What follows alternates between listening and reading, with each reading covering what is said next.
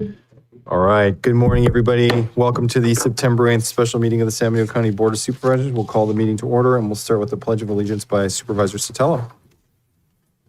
Ready to begin. I pledge allegiance to the flag of the United States of America and to the republic for which it stands, one nation, under God, indivisible, with liberty and justice for all. Okay. Get a motion to approve the acknowledged certificate of posting, please. So moved. Move first. Do we have a second? I'll second. First and a second. All those in favor? Aye. Aye. Motion passes unanimously. Thank you very much. And that takes us to our first and only item of the day, which is item 1A, which is County Administrative Office.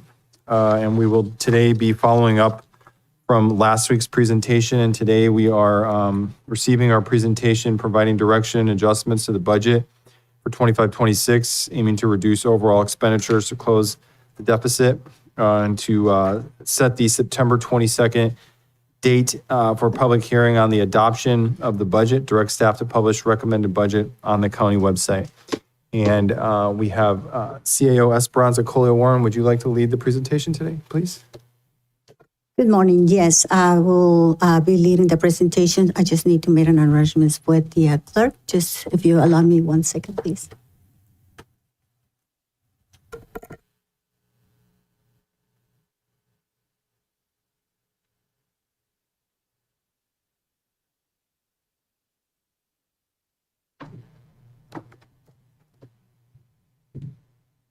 Consider extending the time. Sorry, would you consider extending the time for department heads to talk if it's a month? For department heads. Oh, yeah, of course. Yeah, thanks.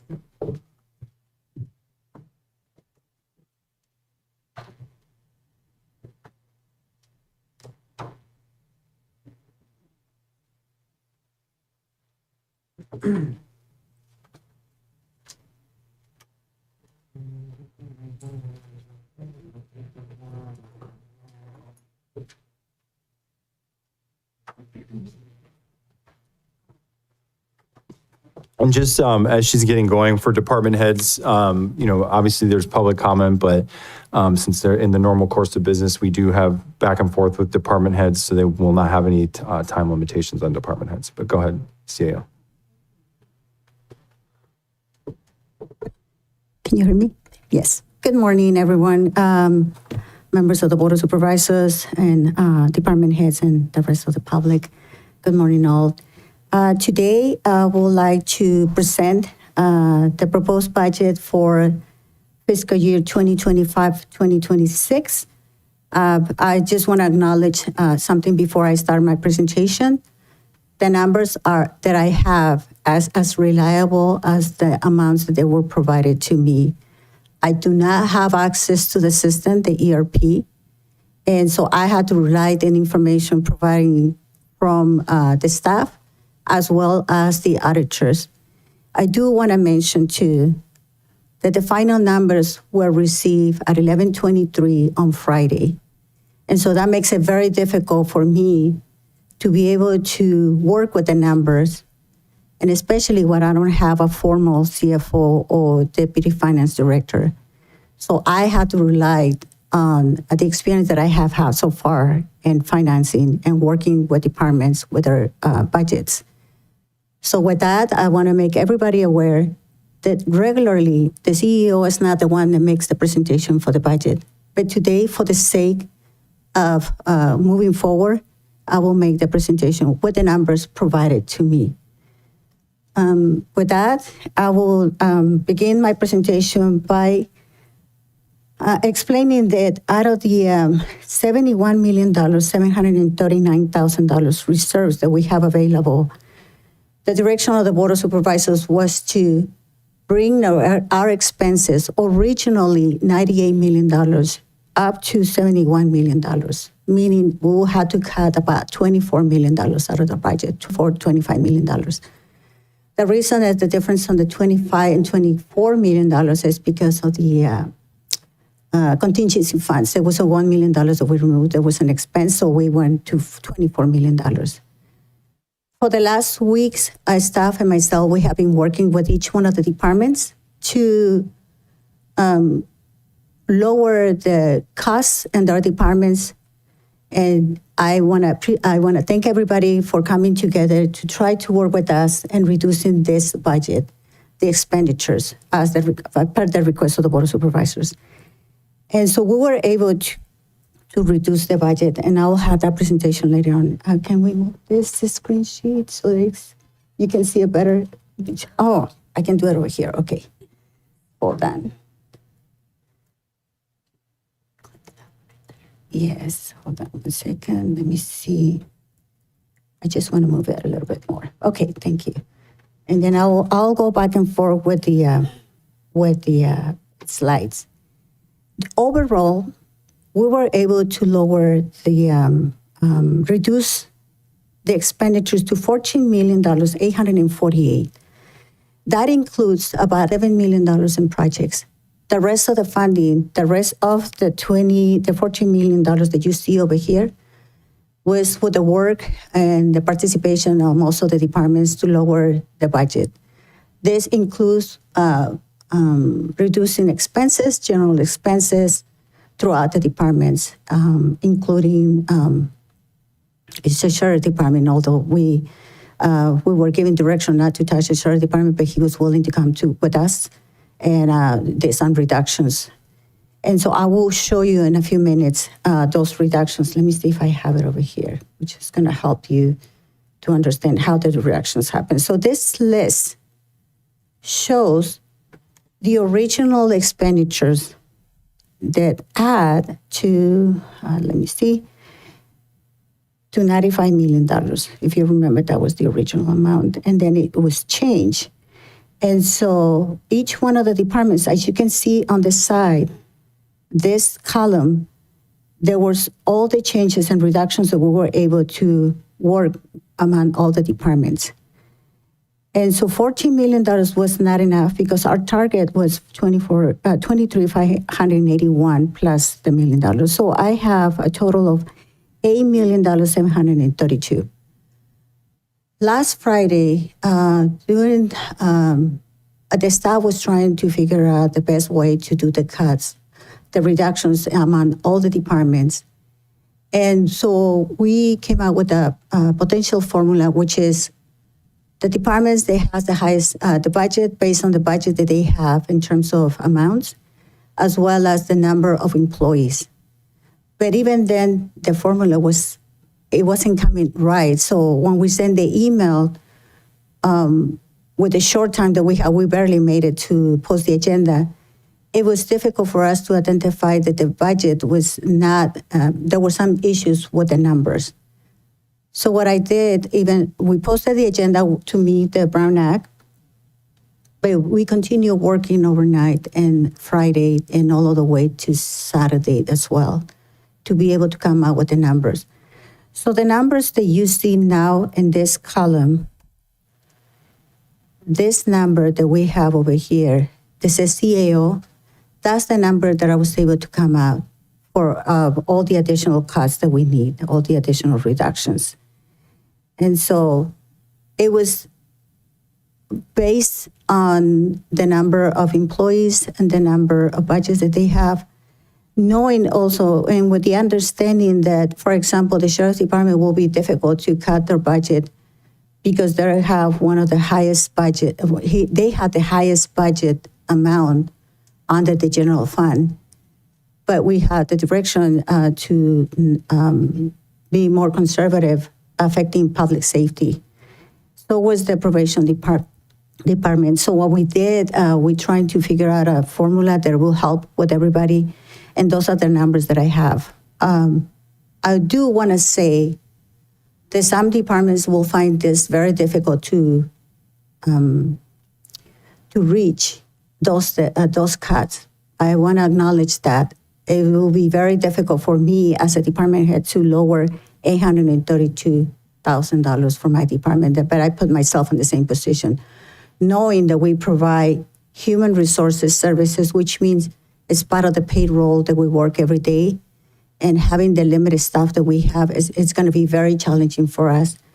We also manage, and I make sure that the staff added all the departments that are under my supervision, which is also include the clerk of the board, the IT services, GIS, OES, the grand jury, public defender. So my budget might look higher, but in reality it's not really high because it involves several departments under my supervision, direct supervision. With that, I will go back to my other spreadsheet. I want to make the board aware of the following. The reason I mentioned the last time that it's time for us to to start making cuts in the budget is because your reserve has been impacted throughout the years.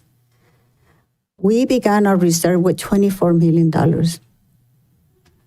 This reserve was impacted, the one that was presented by Becker Telly last week, it was including $4 million in change that we received directly from the grant from the library. So in a sense, we would have $20 million available in the budget and the reserves.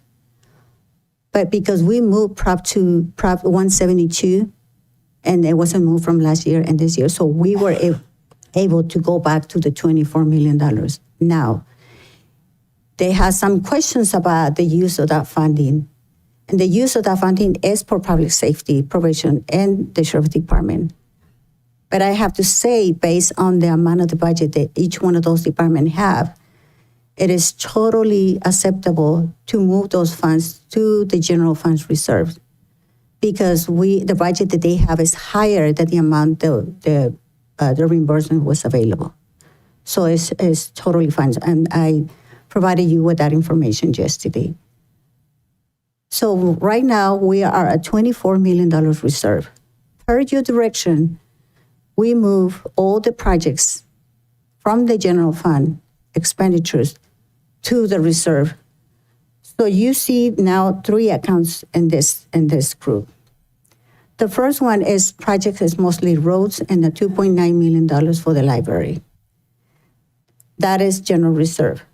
We had to create another one that is called capital projects restricted. And the reason they're restricted is because that includes the $4 million that is coming from the grant from the library. So it's totally restricted, you cannot touch that fund. It also includes $150,000 for a kiosk that is grant funded as well. So that's the number that you have. And I have the total breakdown. The other projects are funded by other agencies. So we have a total of $23 million for a total amount of $35 million, $644,000 and change. If you were to use today this funding, this projects from the general fund and this one, this is the most critical amount. You will only have available $17 million in the general fund reserve. We are required to have 15% available on the operating budget, which is this $10 million is 15% of the $71 million operating budget for this year. We are required to have that amount. In addition to that, we have 5% for emergency services, which is $3 million and $500,000 for disasters, meaning that you only have available $2,437,000 available in the reserve that you can still use for this year. However, I will caution you to use those funds because for whatever reason, in this coming fiscal year, we have some setbacks in terms of budget, additional expenses. That is a cushion for us. And I know nobody wants to hear this, but this is where we are so far. This budget does not include subvented agencies like HSA and behavioral health because they're 100% funded by the state. We have I have the additional list available for everybody, and I know the departments have been very vocal about the reductions. I get it. I wanted to be vocal as well because it's going to be very hard for me to come up with $800,000 and change for my department with the services that we provide. I get it. But just be aware that the number that was sent to you by email is incorrect, and this is the actual number. You can make your case however you want to do it, but the reality is, this is your cruel reality. We don't have much room to stop the cuts, to stop the reductions. Because next year, if we don't make it, next year we will be in a deficit again. Not only that, you will not have a cushion anymore for reserves. Your reserves will be somewhere. Your reserves is still an amount, but it's the minimum required. But if we have to use the $2.4 million, you're really walking into a very thin line in which you can potentially see a deficit and out of compliance on the 50% reserve. I just wanted to make you aware of that. So the numbers that were provided to each one of the departments is for them to think about how can they reduce the budget.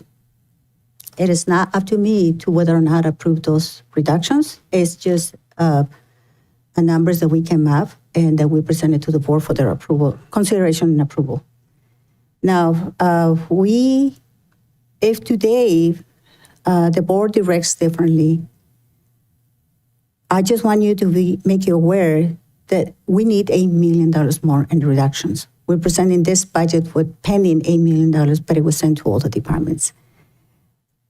The CEO and the HR departments do not have the authority right now to negotiate any pay cuts, any reductions in the salaries, any element that they can save us funding, any furloughs, nothing. So if you decide today to provide us with that authority, it's still going to be very hard for us to negotiate in this short time between today and the 22nd, which is the day that we had to have the hearings, to be able to provide you with other options. We can try, Henny and I will immediately start meeting with the unions and figure out if there's another way to come up with the difference. So with that, I will stop my presentation. I'm going to wait for you to make any questions regarding the presentation. It's a very short presentation. Like I said, it was prepared with a very short time, having the final numbers from the auditors on confirmation, because we have some numbers. So the auditors sent us a confirmation around 11:25 on Friday. And so we want to make sure that the numbers that we were running were in accordance to the demand numbers that they have and the consultants. So I'm here for any questions you might have regarding the presentation. Thank you, CAO. We'll go to public comment first, then we'll come back.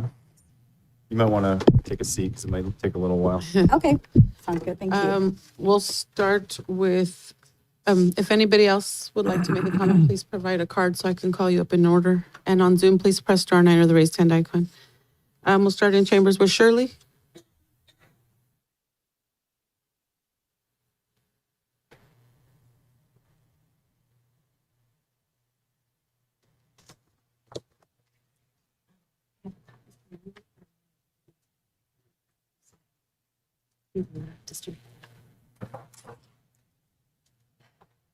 Good morning, Board. Shirley Murphy. I'm a Deputy County Counsel, but I'm here today in my personal capacity. You. I would first like to start just initially with a plea to note employees are your most valuable resource and urge you to take whatever actions you can do to preserve workforce and avoid layoffs as much as possible. The impacts are devastating, of course, for those who are laid off, also bad for the remaining workforce who are required to absorb the additional work, leading to low morale. And some people will, some good people will flee to safe harbors elsewhere. And that will lead to not just this year, but long-term impacts to public services. Will take more than a year to rebalance.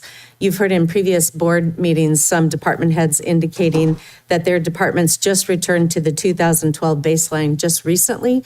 And that's not even really a true baseline because the population in the meantime has increased. So the amount of public to serve by those departments is not at the same baseline. Anyway, specific to the county council's budget, we received the numbers just yesterday, and we did actually reach out to Ella Henson and me. We reached out to Gregory Piramos. He told us that he's not making a recommendation for our office and encouraged us to reach out to the board and the CAO. Maybe a lot of these issues have already been addressed by the CAO, but there wasn't really time for us to meet ahead of time. So I apologize if I'm being redundant, but I we had a printout of the budget performance report where I have some notes that under salary and benefits, you can reduce by approximately $230,000 when you reduce for the savings in Barbara Thompson's salary and benefits for the 6 months from January to June. You can reduce the paid vacation leave to only reflect payout for her of about $110,000. And I defer, of course, to the CAO and the auditor for the precise numbers. Ella Henson also has more precise numbers than I do. Finally, under services and supplies, the legal budget. This budget was increased to accommodate the Sandman litigation, paying for outside counsel. And in the meantime, Trindell has agreed to cover the costs of defense for that case. So whatever else you need to cut from our budget to meet the recommendations of the previous concessions by our office and the approximately 400,000 added by the CAO on the numbers that were posted yesterday, you could easily pull that from that budget without impacting any other pending litigation or the Prentice Long Legal Services contract. Thank you.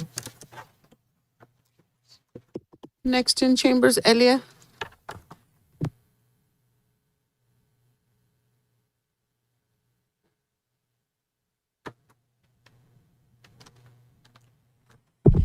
Good morning, Board of Supervisors. You're about to make some very tough decisions that are going to ripple through every department in this county. Cuts will gut county departments already working at bare minimum. Services will fall below even today's low levels, while expecting remaining employees to take on additional responsibilities without compensation. Supervisor Kosmicki, this shortfall has occurred under your watch, or lack thereof. Where have you been for the last 4 budgets? You were the problem with your $25,000 a month private consultant, the former CAO. You failed to bring in new businesses, new gas stations, new hotels, new mini marts, anything. There has been no economic development at all. You have not only voiced, but have voted against commercial developments in the properly zoned nodes. It's quite frustrating that administration is not sharing in the pain. No reductions at the top, as well as supervisors are not taking a cut in pay themselves. Chair Kosmicki has no problem laying off rank and file staff before the upcoming holidays. But apparently leadership is off limits, isolating themselves completely from the budget. Those layoffs do not just hurt families, they take money out of our local economy because former employees no longer can afford to spend money in San Benito County. Departments have been squeezed again and again, but the board has done nothing to help itself. You won't put a sales tax measure before the voters, even though we pay higher taxes than anywhere else. So before you cut into the muscle of county services any further, ask yourselves, why should hardworking families carry the sacrifice while the Board of Supervisors and its administration carry none? HR Ring last year advocated and gave herself a raise with other employees, even though she was new to here. You have the power to cut her pay without actual proof of hours. Last month, under consent agenda, you approved county council an invoice under numerous cases without actually proof of hours. Kosmicki, it's funny how the pain never lands on you, but it is well over 100, but less than nearly 200 employees can lose paychecks before the upcoming holidays. At least you could lose a little smugness. Cuts for workers, protection for politicians. It's not a shared sacrifice. If families can tighten their belts, so can you. You've planned to cut staff, not your salaries. That speaks louder than words and the budget line. Next in chambers, Francisco.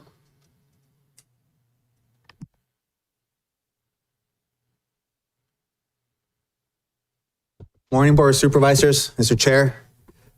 This weekend, like a lot of my colleagues, we didn't get much sleep. On Friday at 5:30 p.m., we were notified that we needed to find a way to reduce 1/3 of a budget. To give you some context, if I lay off 8 out of my 9 employees, including myself, I will still not able to meet that deficit. So alternatively, I need to find solutions. So right now, based on the numbers, I will need to lay off 60% of my staff, need to eliminate drop boxes, vote centers, security, video camera surveillance, outreach, postcards. Poll workers will need to have a 60% pay cut. I will also need to eliminate our fraud protection program. I'll need to eliminate the lobbyist program, enforcement programs, our notary services program, and potentially reduce our hours of operations. This is not an exaggeration. This is the only way I can make my number. And I understand that you have a hard decision to make, but there are options. There's some options to be swift, like taking a Band-Aid off, or potentially we can take more of a systematic approach and potentially reduce the cuts and spread it out throughout the year. We do have reserves. We can negotiate with the unions and potentially reach an agreement that doesn't affect us all. Just want to reiterate, really who's going to get hurt here besides the employees? The public. The public is the one that's really going to get hurt here. We in my office, for the very least, are going to have to reduce our hours of operations. Wait times at the vote centers are going to increase. Election results are going to be delayed. The margin of error is going to increase. It makes sense. I'm going to have 60% less poll workers with less pay. Who am I truly going to be able to get to volunteer for free for 4 days or at $25 a day? This is where the numbers are at. Not exaggerating, the numbers are there. We need to make these reductions, and I will. But once again, I'm just advocating that we perhaps spread these across to ensure that we have enough resources. The last thing, I know a comment was made that we want to make sure we're compliant with our reserves. Well, right now, we're also liable that we perhaps are not going to be complying with state required mandates. I am required to send 2 postcards every year. Right now, I'm going to have to decrease that to 1, officially not being compliant with the state. I'm going to have to reduce my ASL translations, my bilingual overall translations. Once again, I'm not going to be complying with the state law either. Not an exaggeration, I'm just giving you the facts. The numbers are. I can't reduce my overall budget when it comes to the cost plan. I can't reduce my budget when it comes to the building, to maintenance. I can't reduce my budget when it comes to utilities. That in itself, it's about $800,000. I can't reduce that. So where does it come from? Services to the public. Thank you. Next in chambers, Tom.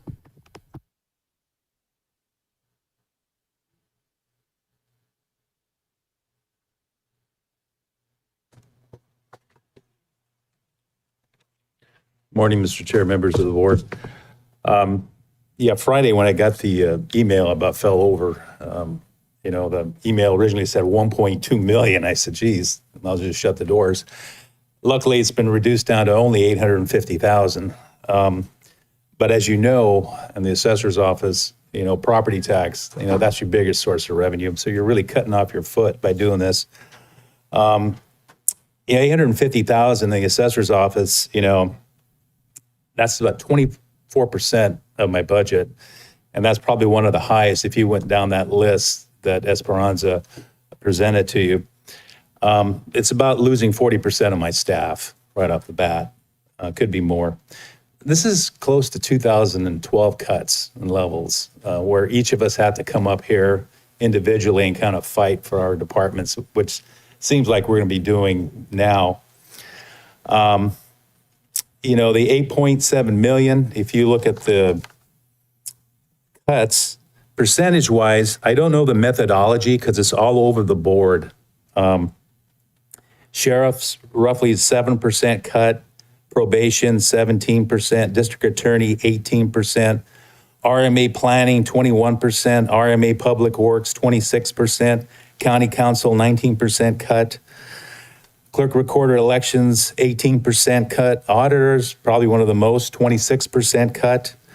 Ag commissioner, 24% cut. Treasurer, tax collector, 19%. Our office, 24%. The assessor's office. Library, 16%. And the board of supervisors, a 20% cut. So I'm not sure why the numbers are all over the place. That I don't know. But as I mentioned, it would be a devastating hit to our office. We won't be able to do the work. Basically, supplemental assessments will be reduced. Assessment appeals will be in jeopardy. We have Amazon, which is an appeal coming up. That's a small one. That's the test one. And then we have the big Amazon coming up, which is a $400+ million assessment. And they're going to get their attorneys involved, their appraisers. That's about $4 million in property taxes that would be in jeopardy. Continuous loss of property tax revenue. We're going to have to reduce our hours to the public. Then when you lose all this experienced staff and down the road to build your department up, it takes forever if you can even get them. This year, I just wanted to mention that our tax roll went up 6.9% overall, the secured and unsecured roll. Third fastest growing county in the state. I think Imperial County was number one at 7.9%. San Joaquin was 7.1%. Give you an example, Santa Clara and Monterey, they just went over a little bit over 4%. So, we have the growth in this county. Cuts will also cause an extreme backlog of work in future years. Instead of being in the top, we're going to be in the bottom tier for assessment growth. We won't just be able to do the work.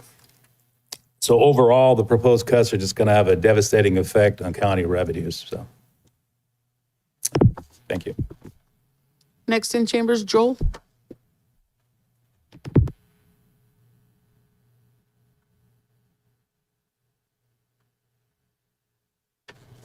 Good morning, Board of Supervisors. Much, I think, has already been said. I mean, I'm up here to mainly fight for my department, but at the same time, I understand there's a certain level of cruelty to be like, let the assessor take the hit or let elections. The simple fact of the matter is like when I look at these numbers, as they've indicated, we got emails on Friday. I was asked for a $1 million reduction. That was 40% of my total net county cost. 40%. I mean, that was just going to wipe out my entire office. It's been reduced now to about a third of my total net county cost. And I'm just looking at most of my 95% of my budget is really salaries and benefits. It is people. What we do is people. As far as I'm concerned, what I look at in terms of what is the success of the district attorney's office, you can drive up to Gilroy and you can go to the Target and a lot of things are locked up and they're put behind, lock and key for even everyday essentials. Here in this county, we still have the privilege in many of the places where we go shopping where most formula may be locked up at Nob Hill. I get that. That's going to be in a lot of places, but you can still go shopping. You still have a lot of the opportunities that California used to feel like 20 years ago where people feel comfortable buying and engaging in commerce. These type of crimes, what we call quality of life crimes, our office takes extremely seriously because we understand that that is the major push point that the middle-class taxpayers intersects with what government delivers for them. How do they feel when they go out into the community? And that's what these cuts are looking at just absolutely decimating. And I think all the other department heads are looking at these cuts and saying, oh my goodness, how in the world can we deliver on these numbers? Don't get me wrong, 600,000 may be something that I can finagle a little bit there and there in some ways. $75,000 of my services and supplies budget, I don't always use, so that's there really is more of a contingency. So I figure I can kind of use some of that. But I have it there because sometimes we have to hire experts and sometimes we have different things that come up with our cases. So I don't want to take any more of your time. I know that you guys have hard decisions ahead of you.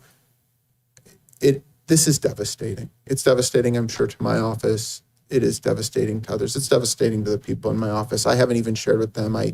I was floored on Friday to get an email of $1 million cuts, which some of you know because I reached out a little bit in a panic. And I am still panicking, but running around like a chicken with my head cut off isn't going to solve anything today.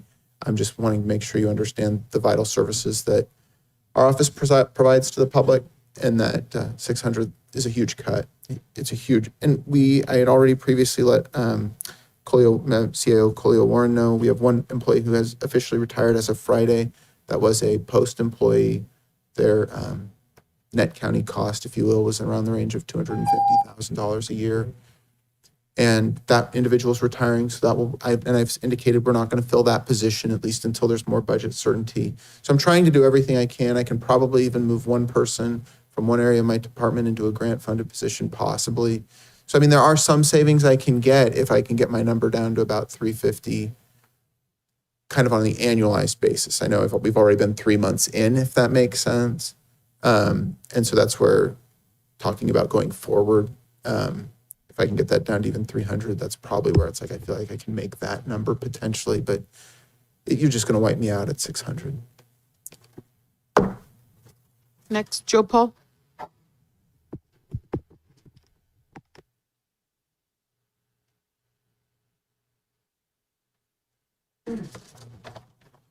Good morning, Chair, Board of Supervisors. The last meeting, Supervisor Crowe asked me if this was going to be, these cuts were going to be anything like we experienced in the last time, 2012. These are actually more serious, at least in my department. They definitely are more serious. It's, of course, it's going to affect every department here.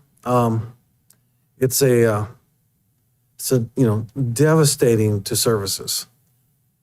In my own department, it means I have to, I have 12, there's a total of 12 of us altogether. I have to get rid of 5 people in the department. That is a huge hit, especially because we're preparing the act for year-end close. People that everybody has a hand in helping out with the year-end close, and so 5 people gone, obviously that's going to delay the preparation of the act for.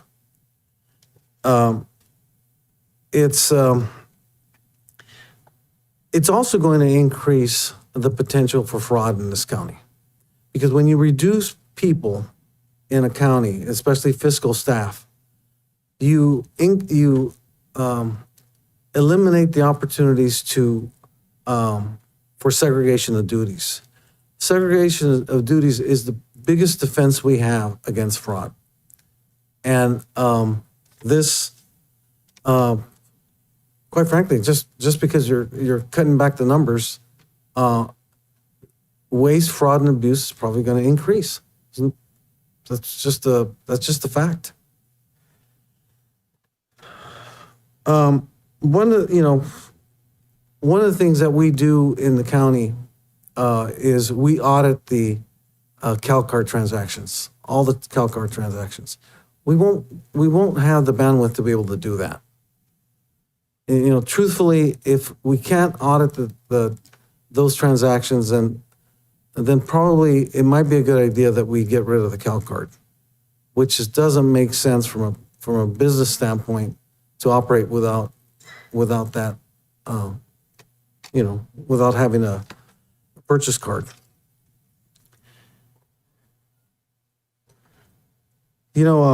Our external auditor will be looking at this and will be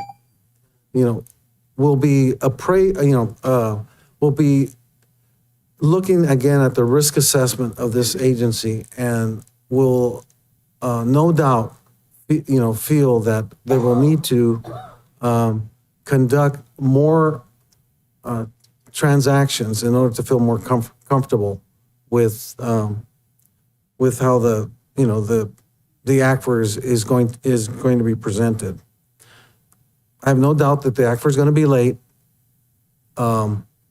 and potentially incomplete, and this really concerns me. As it is, we always have a difficult time completing the ACFR timely and, with all the, all transactions submitted completely by the departments, it always is an issue. But now with all the departments being hit themselves, it's hardly possible that they'll be able to submit their transactions timely. AP transactions, AP payments will be slower. And unfortunately, we have in the office the ability to have a little bit of redundancy in payroll. We won't have that anymore. It's not possible to have, given these cuts, to have redundancy in payroll. So that we're going to rely on one person for the entire county to execute payroll. That's just, irresponsible.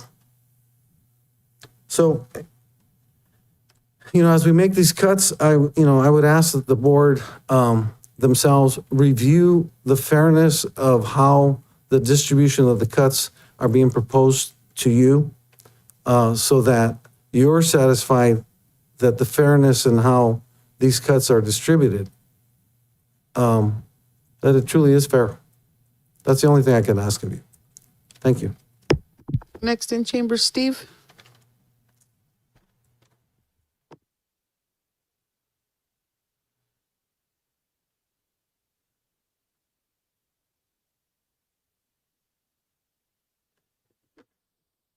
Good morning, Steve Luke, Public Works Administrator. So just a few comments on the budget.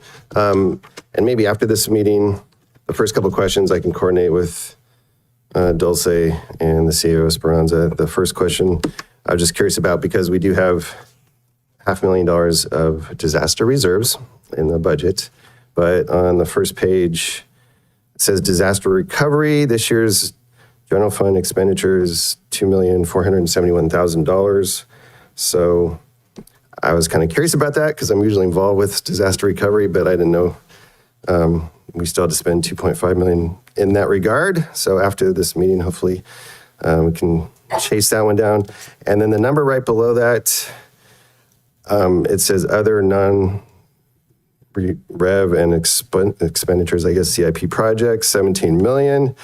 Department reductions, 11 million.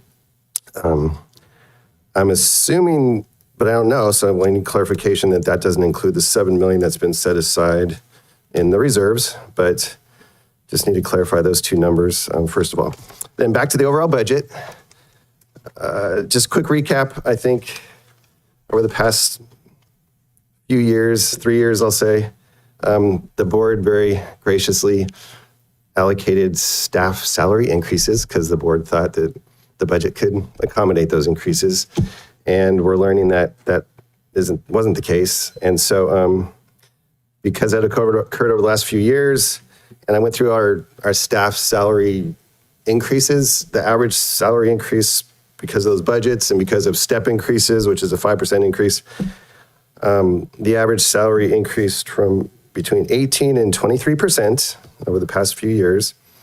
And so on that note, as the CAO mentioned, hopefully the board is considering either the minimum, a salary freeze this year, since we've already received 18 to 23% raises over the past few years, and or furloughs for, 5% of the time, 10% of the time, which I know is not popular, but it just goes back to the fact that we have all been granted salary increases over the last 3 years. So maybe we could try to address it in that regard. And then finally, just thanks for the coordination with the CEO and the finance folks. We'll have to continue some pretty detailed coordination over the next few weeks, it sounds like. But all the departments, including Army Public Works, got hit pretty hard. And so hopefully we can work with the board to find some solutions. So that's all. Thanks. Next in chambers, Melinda.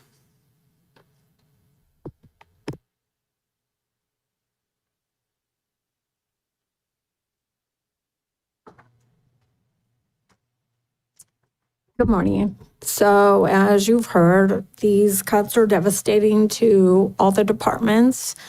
And all the departments in the general fund and the subventive funds provide essential services to this county. The community and their employees provide those services. So I just want to tell you a little bit about the Treasurer Tax Collector Office. As a Treasurer Tax Collector and Public Administrator, I am essentially responsible for all the money that goes through this county, not just in the general fund and the subventive funds, but also to the schools and the special districts, all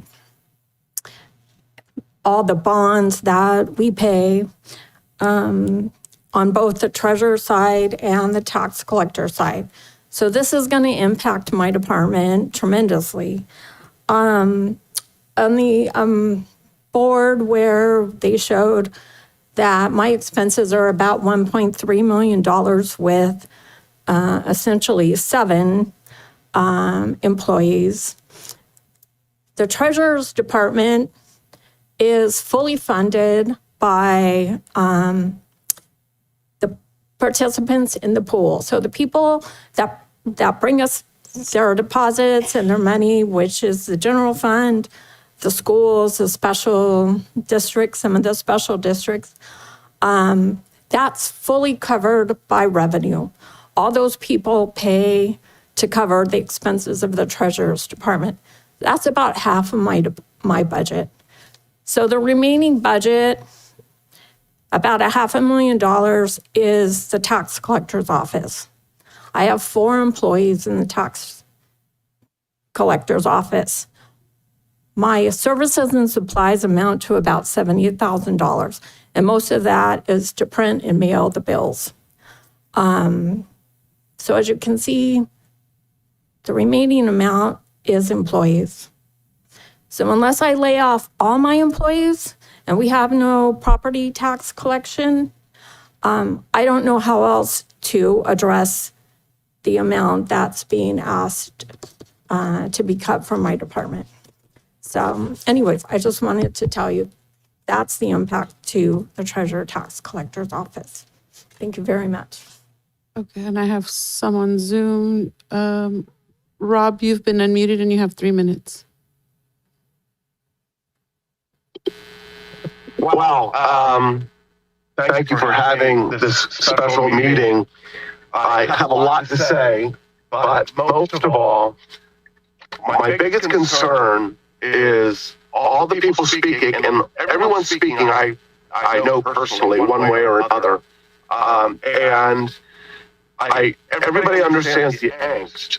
But I think what the speeches need to be, absent me missing something, that there's actually something big that the supervisors can do to bring in more revenue, is we all know what the problem is going to be. What should we do about it? And just listening to all this, I'm saying, maybe county offices only need to be open 1 day a week or 2 days a week. Yep, it will cause significant backlogs of work, but what else are you going to do? It's not like the county supervisors can just pull out $25 million out of the air and produce it. So it might mean that all of the elected officials that were speaking that are concerned about the service deliveries, and again, this is Rob Bernowski style, what I do for companies that are in similar situations. If I work 80 hours a week to cover for employees that I no longer have, and to get things done, like payroll and AP, I learned how to do those so that the service is not interrupted. Because at the end of the day, they are as much of leaders as the Board of Supervisors are.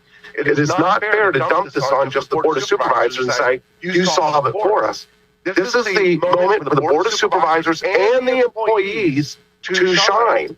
And the public is going to have to come to terms with this. And also, I have to add, the Board of Supervisors and the other elected, they have to regain the trust of the public. And then the best way to do that is to say, we recognize this has been a problem for a long time. We were part of the problem, but now we're ready to roll up our sleeves and do whatever is necessary to get it done.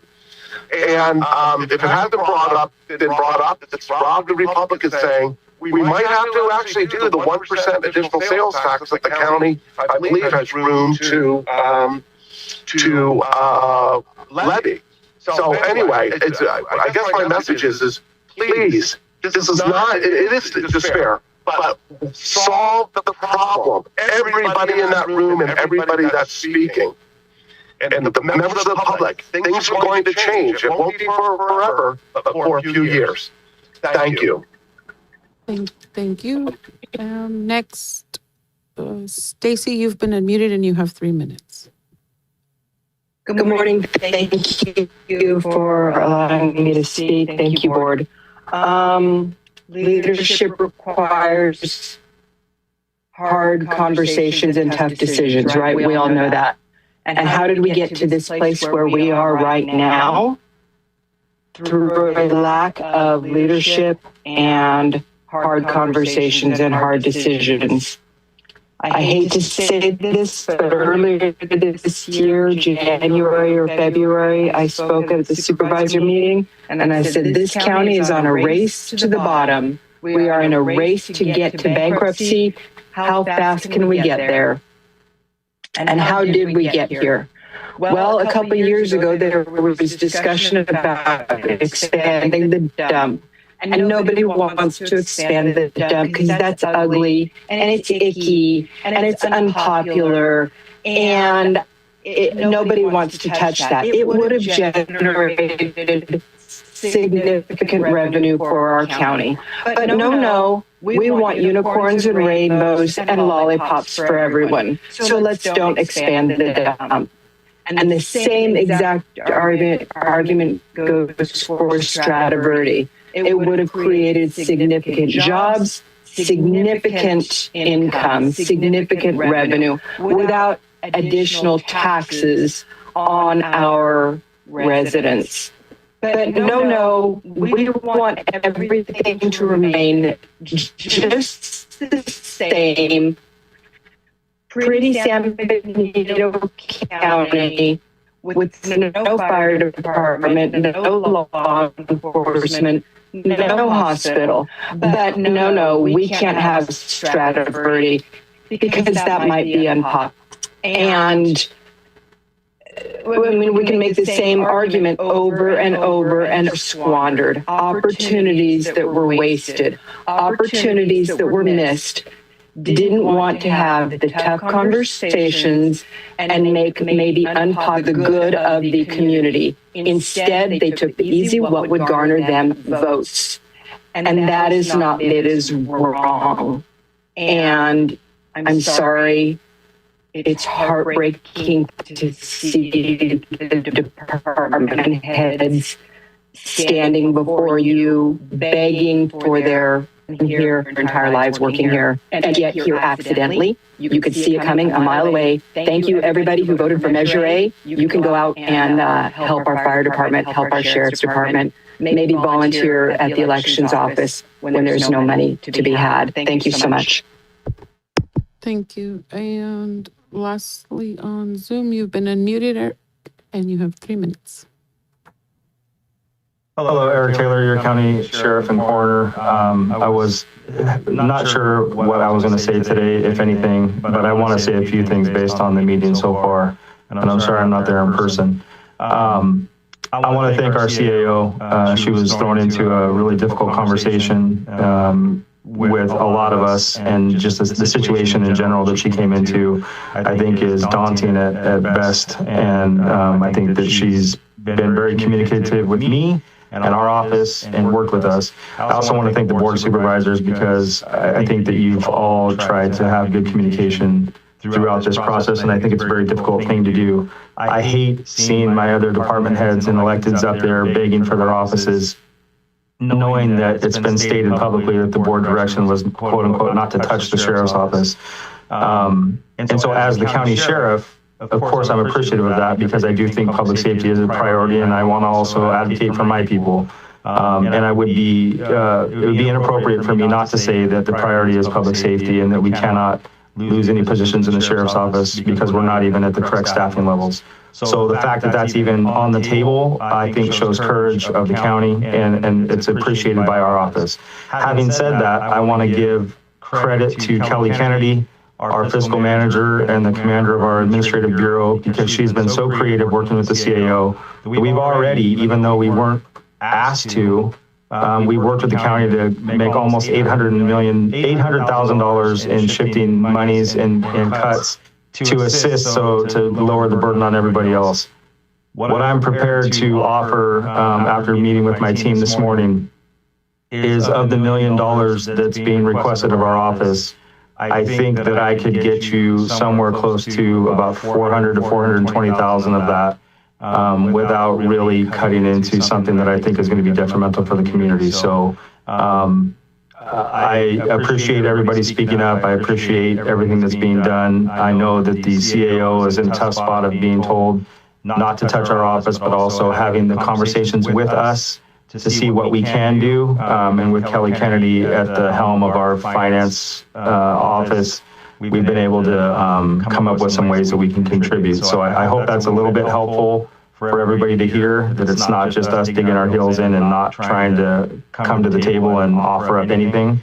It will result in a reduction in service from our office, and we will have to work internally to see how that's going to work out. But I appreciate everybody, and I'm sorry for the decisions that are going to have to be made, but we're here to work with you going forward. Thank you. Thank you. And then I have one in chambers. Abraham? Thank you, Mr. Chair, members of the board. Good morning. Over the last 19 years that I've been in this profession, I feel that I'm working with one of the best teams that I've had the pleasure of working with. Everybody's so hardworking. And, we are here to serve the community. We are here to serve the public. And I believe to be in planning, you really have to do it from your heart. And I feel that that's the team that we have. And then hearing everybody, all of my colleagues speak today as well, I feel that the same way. For the most part, we're here to serve the public and to serve with our heart. We are spread very thin as it is right now in planning, building, and code enforcement. The spreadsheet says 11. However, we are 10 at the moment. One just left, over the past few months. Really wanted to be here, but just creating these morale sentiments with the budget and so forth, decided to go elsewhere, but really wanted to be here. We are working together as best as possible as a team. We do process over 600 to over a little bit over 700 over the last 3 years that I've been here, permits. And these permits are not just, here's your permit, as you all well know, it takes a process. There's multiple meetings that occur for each permit. It's the livelihood of a family. The majority of those permits are from residents.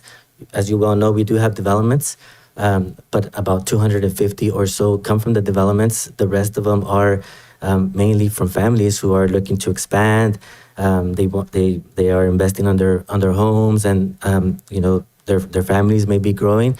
So we take each and every permit very seriously, and that's just on the permit side. That's not necessarily counting all the projects that we have with the subdivisions, with the projects that we have. We do have multiple committees that have been established by the Board of Supervisors, and we do as best as possible to run those. And we also have special planning commission meetings pretty much on a monthly basis, above and beyond our regular planning commission meeting. It's just, there's a lot of activity, as you well know. As some of my colleagues mentioned, hopefully there's other alternatives that can be considered. I know that regarding pay, our salaries, can be seen as low throughout the county, but still potentially, other than layoffs, potentially a furloughs may work. I know I mentioned this before in the past, when I was with my previous jurisdiction, that really helped to try to avoid any potential layoffs. And then, I'm almost done, so thank you. And then I believe it was 1 day of closure per week that really helped for the departments that could. And then also, I know that Barbara was really working on this. Even when I was with a previous jurisdiction, there was a property tax exchange agreement that for every unit that was built in the city of Hollister, the county would get a certain amount. And I know that right now there are still some units that are being built right now, including, I believe, off of Highway 25 between Santa Ana and San Felipe. I believe there's 79 units. And it's about 13,000 or so right now with the property tax exchange agreement per unit at 79 units. That's over $1 million. And I know there's other projects as well that are going on. So I know Barbara was looking at that. And, recently we had meetings to discuss that. So hopefully that can help as well. So thank you.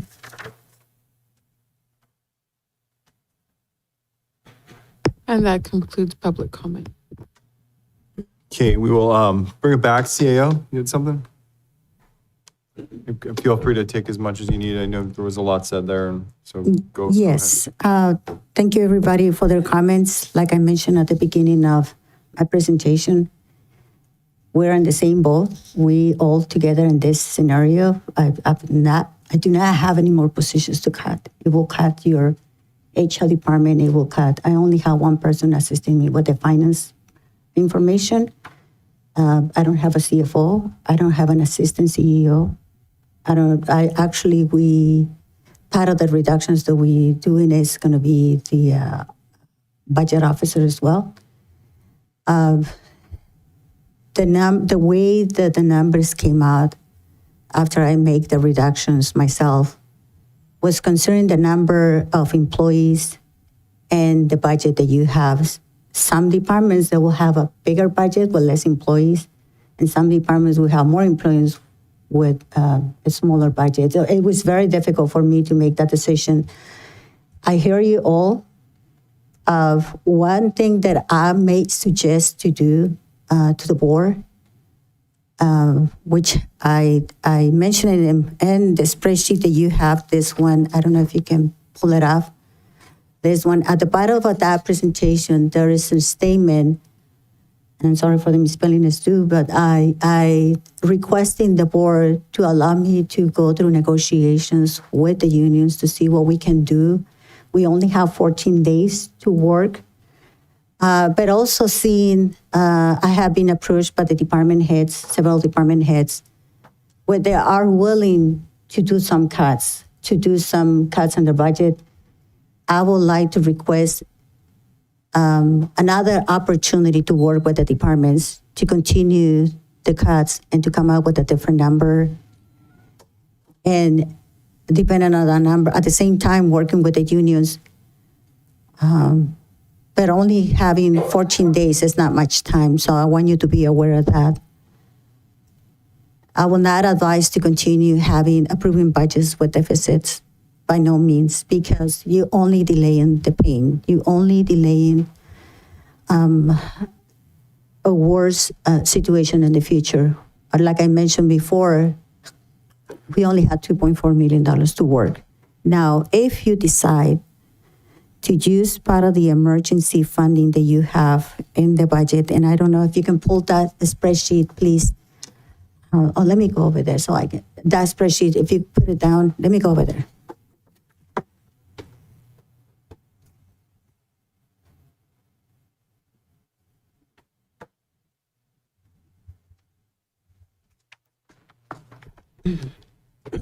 All right. You can see over here, we have about $3 million available for emergency. I know that this is painful, but as I might be able to offer you to maybe use $1 million of that and any other $1 million on the bottom as a tentative funding to reduce the cost, and especially like departments. And I heard Ms. Casillas, and it was painful to see your email last night or the day on Saturday. It was painful to see it because I understand her position. She's a tax collector and she only has so many employees and her budget is very small. And I get it. And so I'm not taking anything away from any other departments. They're all valuable, but I can only offer you to give me 14 days more between today and the 22nd to do additional cuts. Like Sheriff Taylor called me this morning. I said, hey, I have talked to my department to my staff, and we can do $400 and something thousand. And I said, oh, great. So that will really gives me a little bit more room to work with the other departments as well. So I just need more time. Like I said, the finals numbers came out after last week, late last week, and it was hard to work with those numbers. But definitely, I will not advise to ignore the $8 million we're in deficit. I will not do that because it's not responsible. I will say that we have a little bit of room to continue working with the departments until the hearings starts on the 22nd, but also to provide me with the authority to go to the unions. Again, I want to emphasize that because right now we're not in the position to do any type of negotiation. And I hope the unions are present today or maybe online that they can hear us so they can see the big picture. We want to prevent the county to go on default. That's the last thing that we want to do. Thank you. Okay, thank you. We'll bring it back to the board. Do we want to take a break or are we ready to go? We take a 3-minute break and then we'll come back. Thank you very much.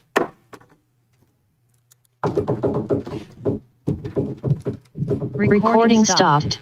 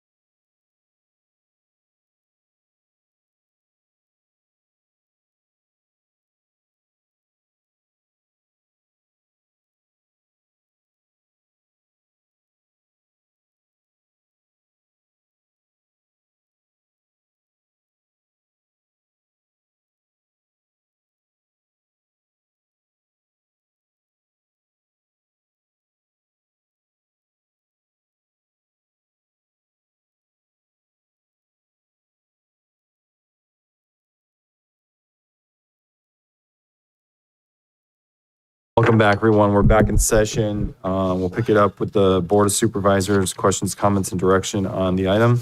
Who would like to get started? In particular, no volunteers? Go ahead. I'll volunteer.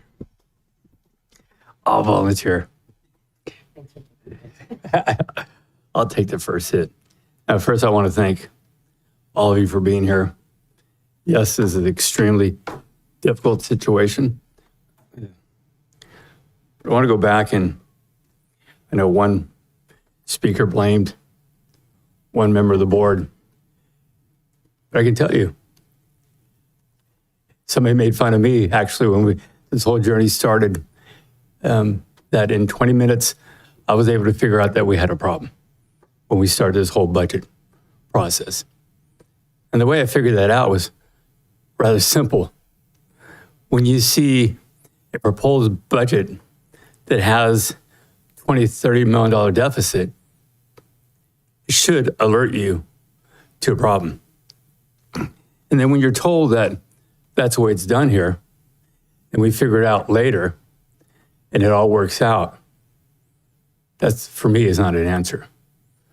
So I quickly asked for more information, and quite frankly, that was very hard to come by.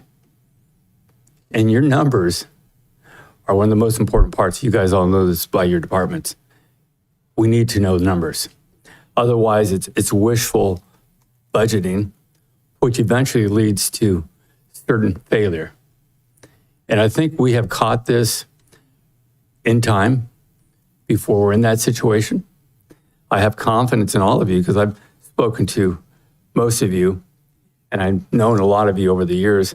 I know how well you run your departments. But we can't keep going on where $500,000-$600,000 a year is being spent on food and events.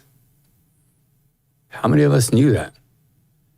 It wasn't until we started diving into numbers and started figuring out a lot of money being wasted out there. And that happens because everybody thinks everything's just fine because it works itself out every year. What we're going through is really a change in budgeting to make sure proposed are closer to actuals.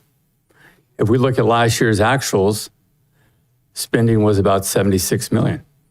So we need to go back, understand department by department. As I asked on day one, where's the 5 years history on this? Without a 5-year history, it's very difficult to see where the problem was. And I would ask all of you to go back and look at your budgets for the past 5 years. What were your expenses? Not just overall, but how much was there for labor? How much was there for different items you needed for your office? Break that down in your categories so we can see patterns and how we work it. Because some departments are more labor, some are more, elections needs more supplies. So we need to know these things so we can track a pattern and help create a realistic budget that benefits this whole community. Because we can't just assume everything's fine. We have some good things going on in this county. Our assessor mentioned the Amazon building, $4 million in taxes. They're going to fight, of course, to lower that. Probably all of us would. But we have good things happening.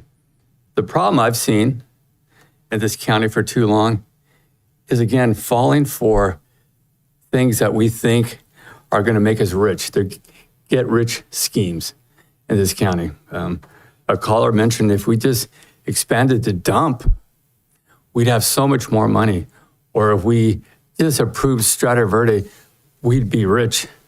If we just approve this, these are what I call the get-rich schemes that end up hurting us as a community in the long run because they don't make us rich. They end up hitting us in our budgets, and we end up having to pay the bills later. History shows us this. History shows proof. Our own studies showed us Strata Verde was never a high-tech center. It was a city trying to be built in disguise. And then we have people that continue to push these things and then we pay for it. Look, we have a beautiful county. We all can agree on that. We have good people here, but we're responsible for this budget. We're responsible to our community. You know, I feel that if the fellow board members here had known the true numbers in the past, factual numbers, I'm sure their decisions would have been different on how to distribute some of those dollars, not in an unfair way, but in a way that all of you would have probably said, that's fair, because these are factual numbers. That's not what happened. And it didn't just happen over 3 years, 5 years. This has been going on for 10 plus years. I'm sure if we went back 15, 20 years, we'd see the same pattern. We have just been lucky over the years, but that, again, that bill is coming due. So we need to make sure now we catch it before it hurts us. Abraham mentioned some of the fees that still need to be collected for some of these other developments that happen. And what I felt I noticed early on was, I'm not blaming you guys, a lack of attention towards revenue. We need to make sure every single thing out there is being charged its true fees, whether it's development, CFDs, on and on and on, because that's how it pays to keep running our county. And if we do that right, again, we're having the numbers we need to function well as a community. The answer, I'll say it again, it's not just grow, grow, grow. That's the opposite. You know, some people like to say, Measure A is what's killing us. Measure A was just enacted. No, that's not the problem. Measure A was part of the solution to stop this ongoing problem. Because when we plan better, we will succeed. A lot of you had really good comments about this. I personally feel that it's very important that our CAO has the authority to negotiate with the different groups so we can, again, get to a number that's going to work for us. I think we can all get there without drastic changes. But I want to make sure everyone understands the change has to be made. I don't know those numbers yet, because we don't have them. I can give you a better idea if I had 5 years. First time I saw the, I think, 4 or 5 year numbers, overall numbers, since the beginning of all this. But I can tell you, if we had it by department over 5 years, we can get through this much quicker as a team. Do I think we should have had the 1% sales tax implemented back, I think, in 2014? Yeah, it should have happened here. But the county at the time refused to do it.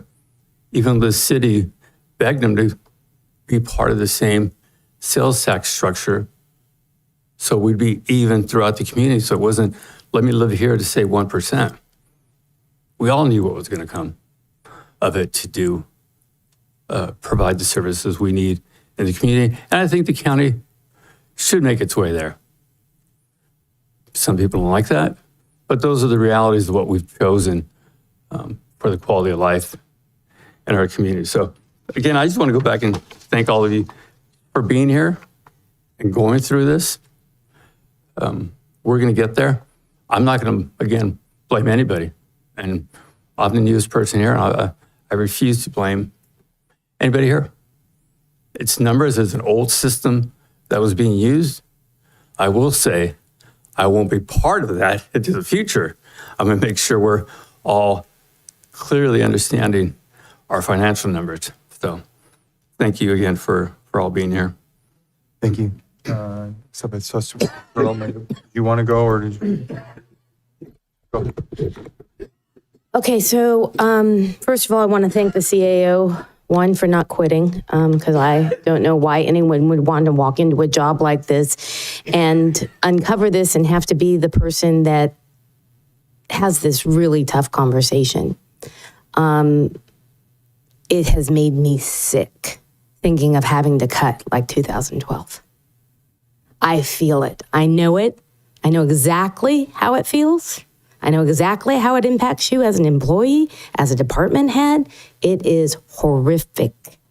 And we have to look at the cause, but we also have to work together. There are a few things that I have some questions on, but also that I just want to put out for the board to think about. We have, according to your Excel, we have 660, I believe it's 663 FTEs.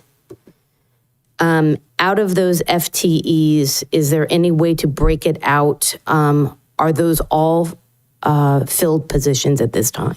Or are some of those positions unfilled?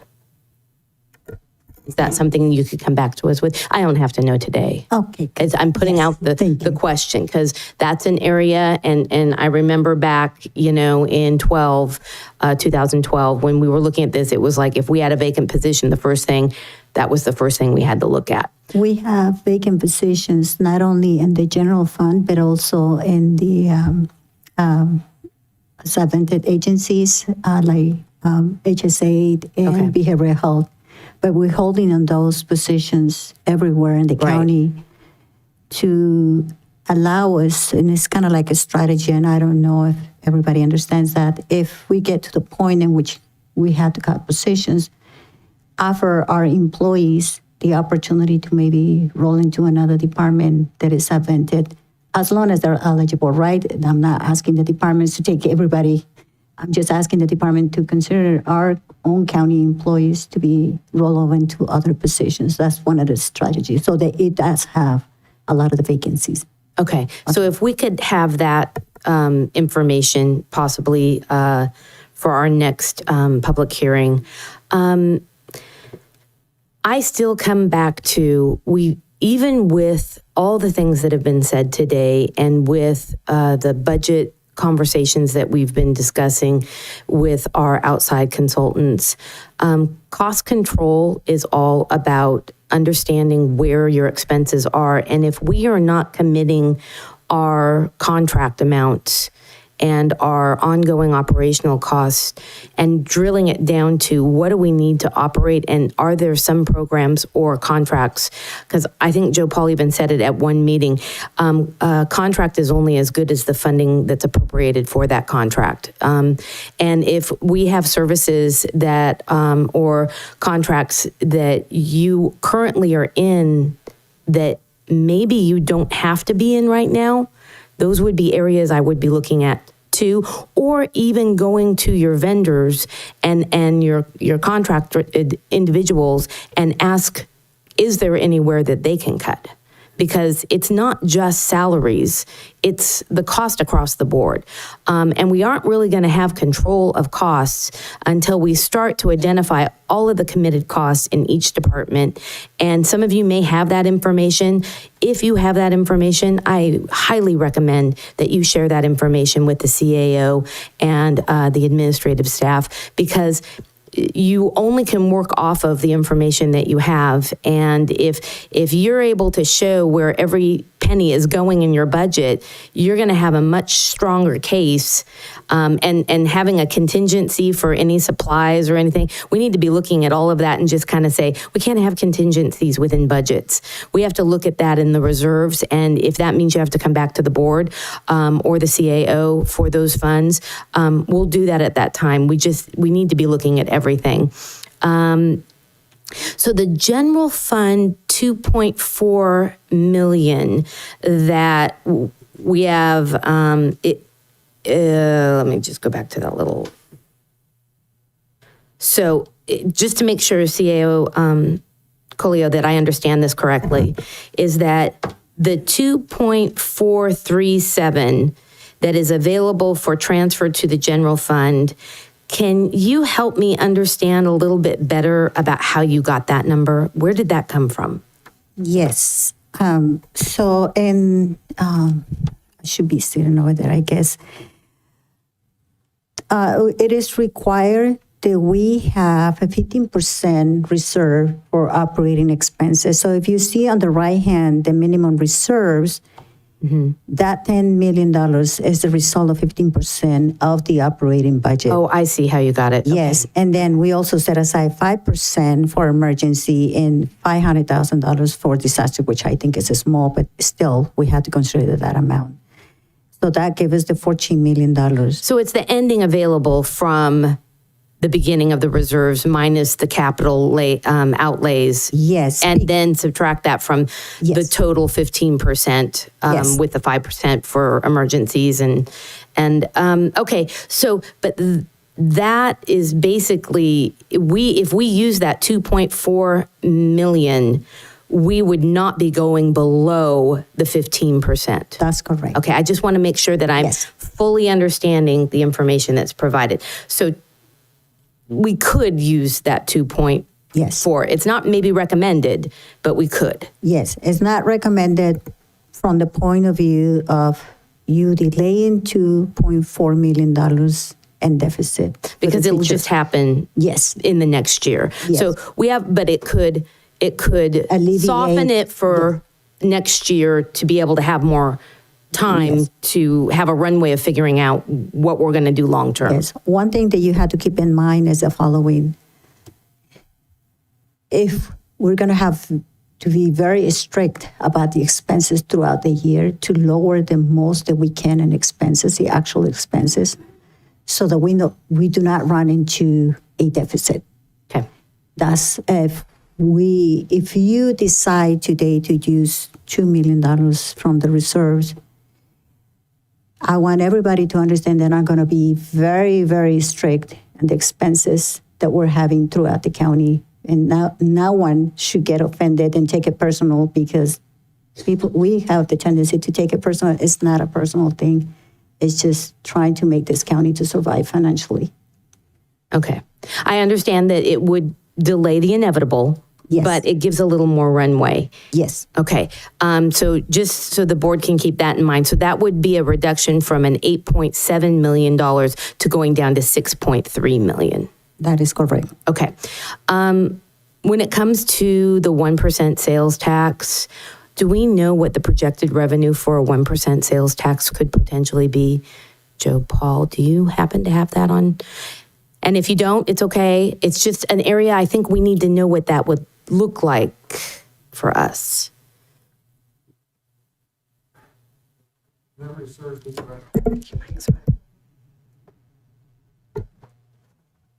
memory serves me correct, I think KNN had estimated the last report that they had done, if they had that 1% tax enacted, I think it was $3.8 million. Okay. So just keeping that in mind. So, because if we have the 2.4 and a future 3.8, it won't happen immediately because there's an election that would have to happen. And my understanding is in order to do a 1% sales tax election, and this may be a Francisco question, it has to be, because it's a tax increase, it has to be on the ballot at the time that elected officials for that jurisdiction are on the ballot. So it would have to be a June measure, not a November measure. It could be a November if there was a runoff, but I don't know if there's a gray area in election law for that, because I just understand that in order to do a sales tax measure, you have to have your governing body has to be on the ballot at the same time. And just so everybody knows, I'm on the ballot at that time. So it's not like I wouldn't be taking a massive hit if I made this recommendation. So there is a possibility to add sort of measure. Are you on? I don't think you're on. Thank you. So there is a possibility of adding on some sort of measure on the June 2nd election. That will be 88 days before the election. So we're looking somewhere around March. The first week in first March. week. It's that Friday deadline. Correct. Yeah. But that ultimately will have to be resolved by the Board of Supervisors in the form of a resolution, and then County Council and Administration will be involved. And at the same time, we'd have to have all of the auditors' fiscal impact. I mean, so we'd have to go back like in February doing this to be able to get it on the March ballot. That is correct. Okay. And of course, there will also be an incurred I mean, the cost. June I'll be remiss if I don't say there'll be an incurred cost of adding any other measures, especially after these discussions. Yes, yes. And the primary is more expensive for elections because we have less jurisdictions on the ballot and less reimbursement from jurisdictional shared cost, right? So that is correct. The primary is essentially incurred by the county as a whole, whereas November, it gets spread out throughout all the jurisdictions. All the Only schools, about- all the specials, all the cities. So only about 40% gets incurred by the county in the November election. Yeah. Sorry. Okay. So right now we have $4 million. These are tough conversations, and politically this is like suicide for me up here even saying these things, but they have to be said. $4 million of the general fund right now is coming out of roads. Is that correct? That's still $4 million. Okay, I just want to make sure. Yes, and that is correct. that if I have my notes correct, that $4 million was $3.4 million for Union Road and $1 million for San Juan Highway. I can display to you right now the spreadsheet that we prepare. Hold on one second.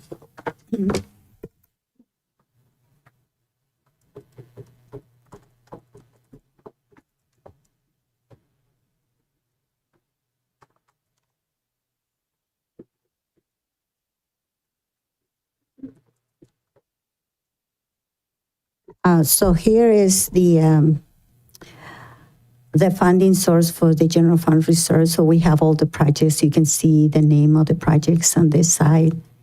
That's the total $7 million, which includes San Juan highway improvements, $750, $3.4 million for Union Road, $2.9 million for the library expansion, and $40,000 for the sheriff department alternate dispatch side. So that's a total of $7 million. The other amount that you see is still general fund source reserves, but it's restrictive. Is the $4.9 million that we receive from the library grant, which was deposited into the reserves, but we removed that one from that. So because it's now restrictive, as well as the $115,000.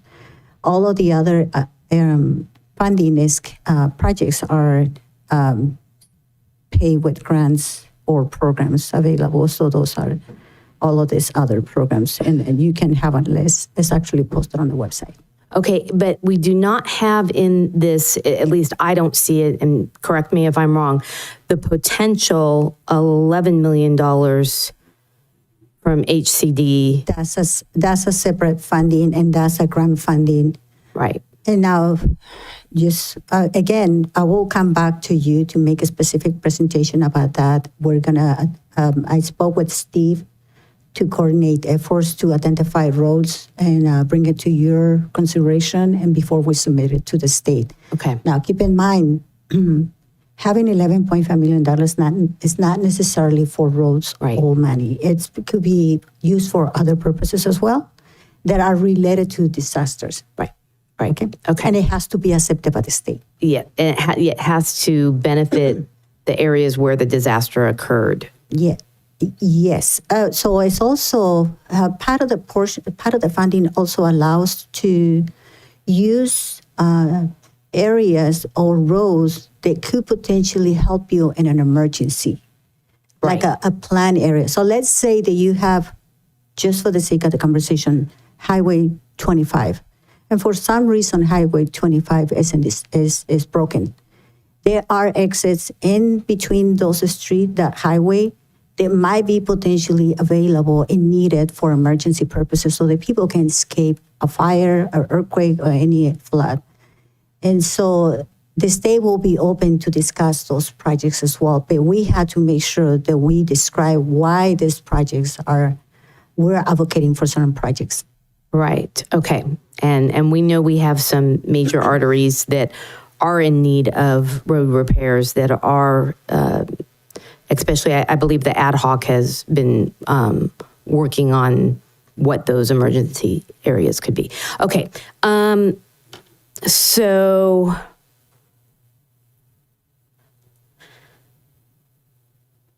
do we have the actual cost? And Steve, I'm going to disagree with you in the sense of saying 25% in raises. The 6% plus the 7%, which is compounded, so you have to look at it, it's more than 13%, I get it. But to get into the 20% area, you're going to have to be including step increases that are automatic. We would never be taking those away. So I just want to make sure the public's very clear. We didn't give 20+% raises to people. Some people got 20% because they were at a point of earning a step increase. So looking at the last 2 years with the 6% and the 7%, do we have a dollar amount on the impact on the general fund budget? No, but we can work with the consultant to determine that amount of funding. I think, I'm and the sorry, auditor's it's office. just a conversation we're going to need to have if we're looking at trying to save positions. If this is where our biggest hit is because of a lack of revenue, it's just a number I think we need to have a conversation about. I totally support granting authority to you and your team for doing any union negotiations, not just to discuss salaries, but also to look at benefits, look at what ideas they may have, not just ideas of impacts on employees, but even having the union staff and employees have ideas about how you could save money within departments. I truly operate with the belief that every employee can contribute something in efficiencies, and sometimes we are not always able because of our busy schedule as department heads or leaders in our departments to be able to hear what those efficiencies could be. Also, looking at our long-term vendor contracts for software, if there are modules that we are paying for in any of these contracts that are not being utilized. When I came onto the county, I was appalled at the fact that we had equipment that had services available or I don't want to go right into the specifics because it was so bad to me, but where you have equipment that could be utilized, but it wasn't being utilized. And so what are those services that we're paying for that we're not actually utilizing? And that would be at the department level to be able to have them, because I don't think there's any way you could know that. Also, I think you've already been discussing when it comes to contracts about how every department right now is doing your own procurement for equipment like copiers or like supplies, general office supplies. If we start to look at how we can get better pricing, not only by consolidating those lease agreements, especially I think a lot of us are on MBS. Are they still around? Okay, I'm seeing nods. MBS is one of our big contracts. Taking a look at if everybody starts looking at where are the biggest dollar amounts going out to a vendor. Let's start looking at how we can consolidate those costs to be able to get a better price. And maybe how they benefit is they know that they don't have to keep bidding. It'll save them money. It'll save us money. So those are other areas that I would be looking at.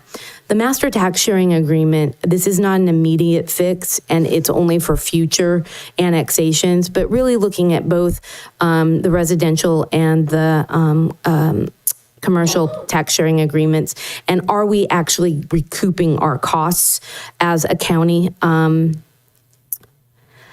$3.5 million for emergency, is that discretionary? So it is the board's ability to use that if something else was happening that maybe wasn't an emergency, or is that a restricted or a required amount for emergencies that we don't touch? I just want to understand that fund. Yes, it was a it was a recommendation by Bergatelli. Okay. To have 5%. I can get back to you whether or not we are required to have 5%, but in my I'm not thinking of reducing it. I don't want to reduce it, but I want to understand the flexibility of it. Yes. And can it be used for other things, even though it may not be an emergency, like a natural emergency? If it was a fiscal emergency, would that money be available, or is it restrictive for only emergencies that are natural, nature caused? I will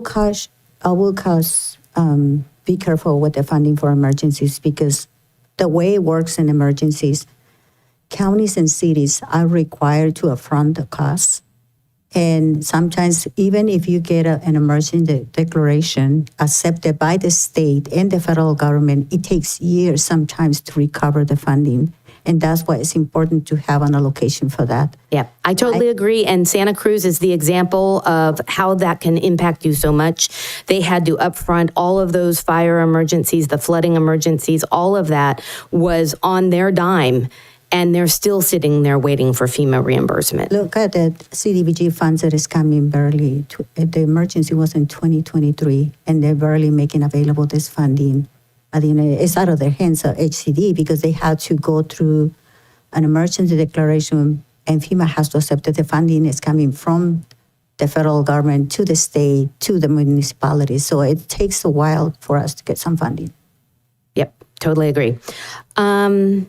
I started to write a note and I didn't finish it, so we're going to skip that one. How can we look at revenue generation in our county in a more community engaged understanding that not every development project is a bad development project? I am still a very big supporter of any sort of commercial business on 101 to be able to bring in revenue and capture those people traveling on 101 to get that money into the county and not have them on our rural roads. So we have to be looking at what have we done to actually help support that? And is this board willing to bring that back as a conversation piece?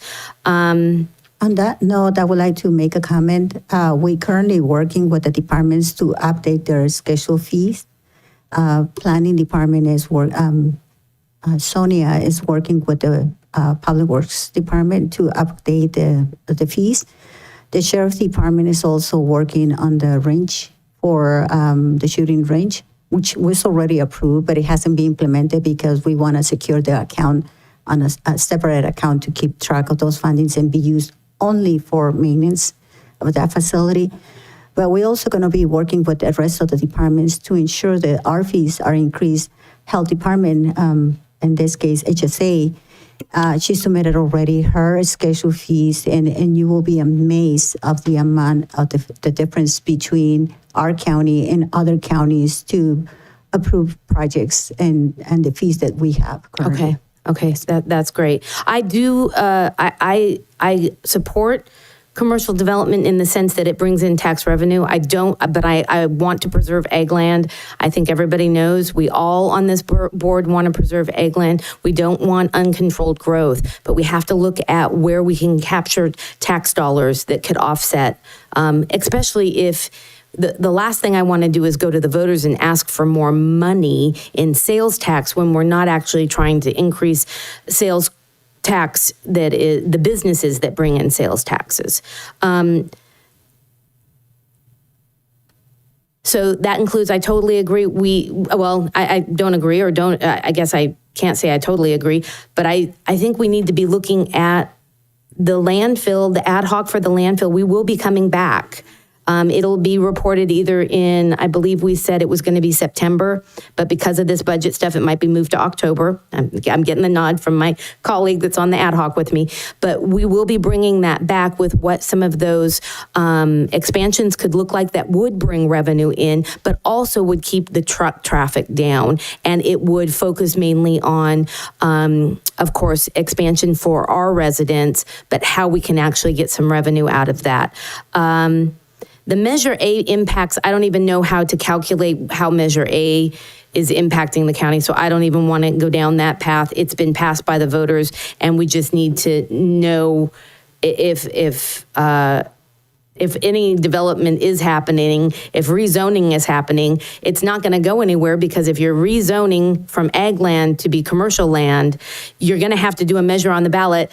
Who's going to pay for it in the development world? And it's just a vicious cycle. I just don't see us getting very far there.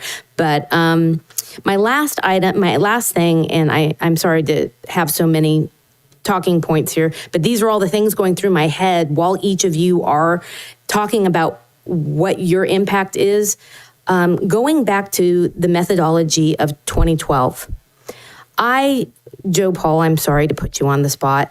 I was not around the board, and you came to me and said, here's the number. You either cut all of your frontline staff and keep your 2 senior deputies, or you cut your 2 senior deputies and keep all your frontline staff. I mean, that was kind of what was brought to me.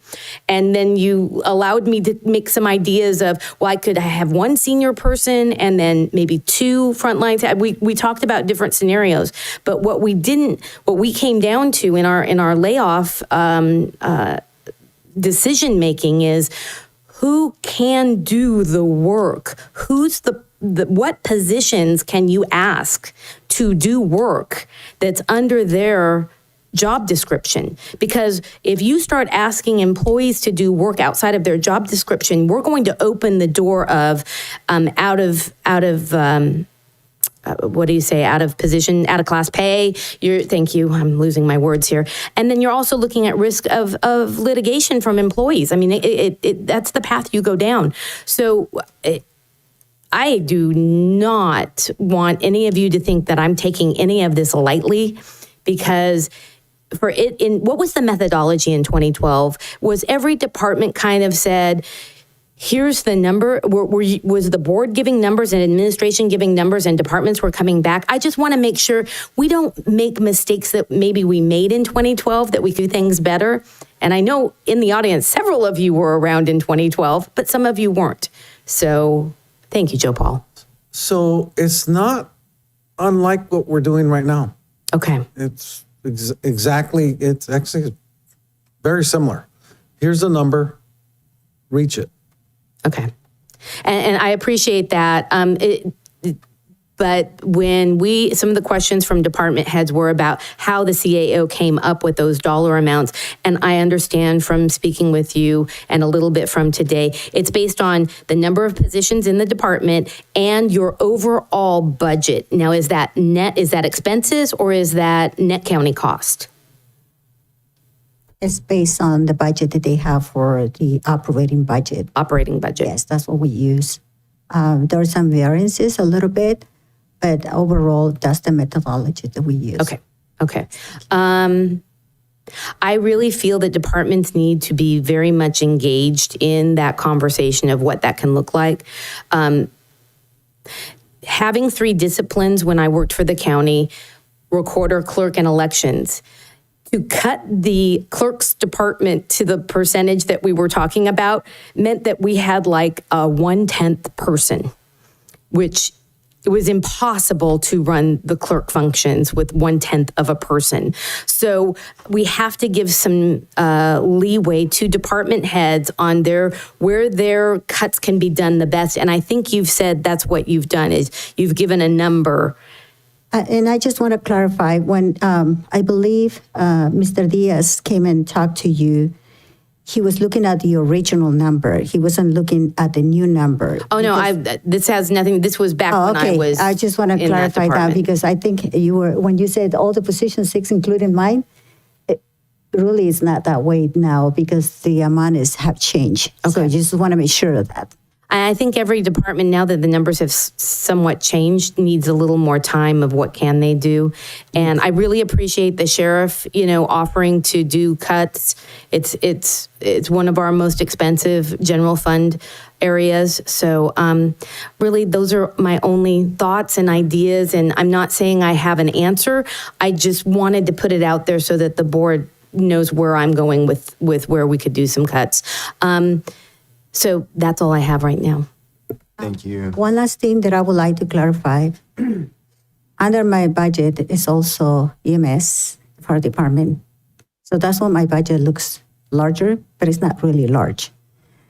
I also requested the board to reduce $350,000 from your budget. So you're not at the hook. And also county council. We are administrative offices, but we still also to abide by the same rules. And I thank you for saying that, because the $1 million that was cut from contingency was under the Board of Supervisors budget originally, or was that separate?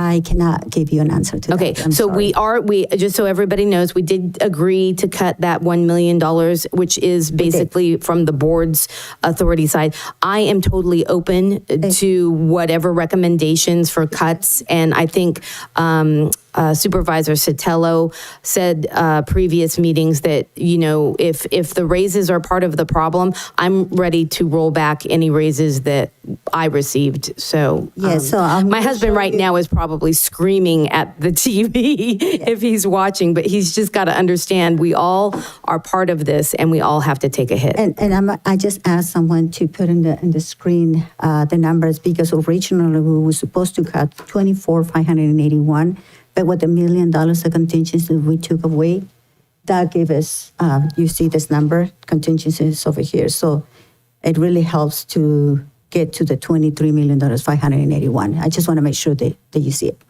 Thank you. Would like to go next? Supervisor Zanger? Sure.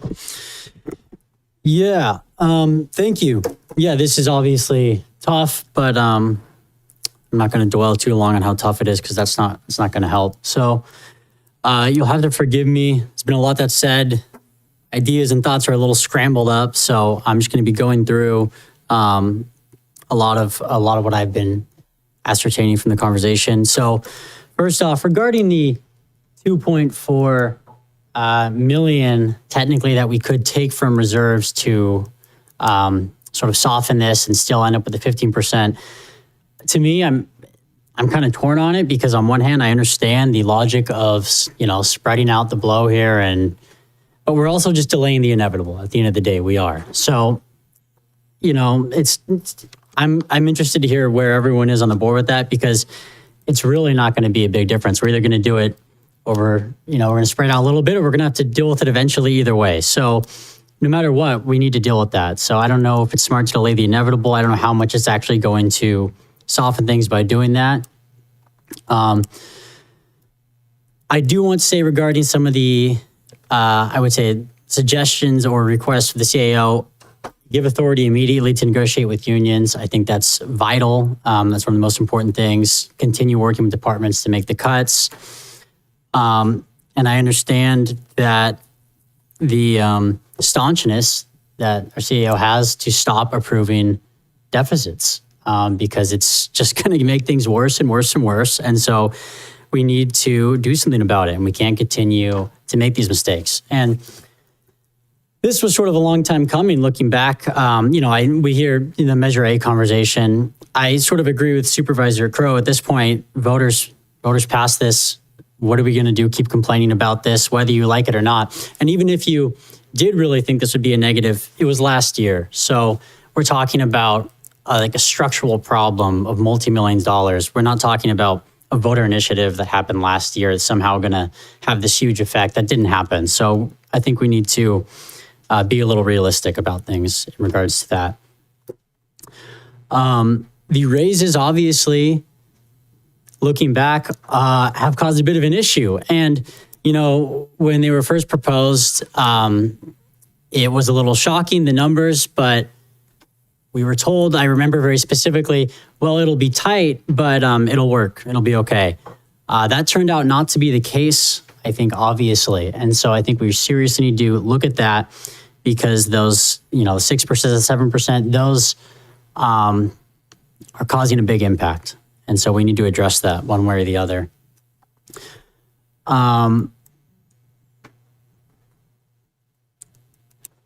I don't know, you know, there's no clean, perfect answer here to everything, right? And I hear the department heads, I understand the concerns, I understand what's being said. And there isn't a super clean, you know, solution that I don't think we can pull out of a hat. I think there's just going to have to be some tough situations, and we're going to have to make those tough calls. And, you know, like I said, I encourage the CEO to continue working with departments and working with our labor to figure out what we can do to address this shortfall, the $8 million, or $6.3 million if we take the 2.4, whatever it is. Either way, we're going to need to address that.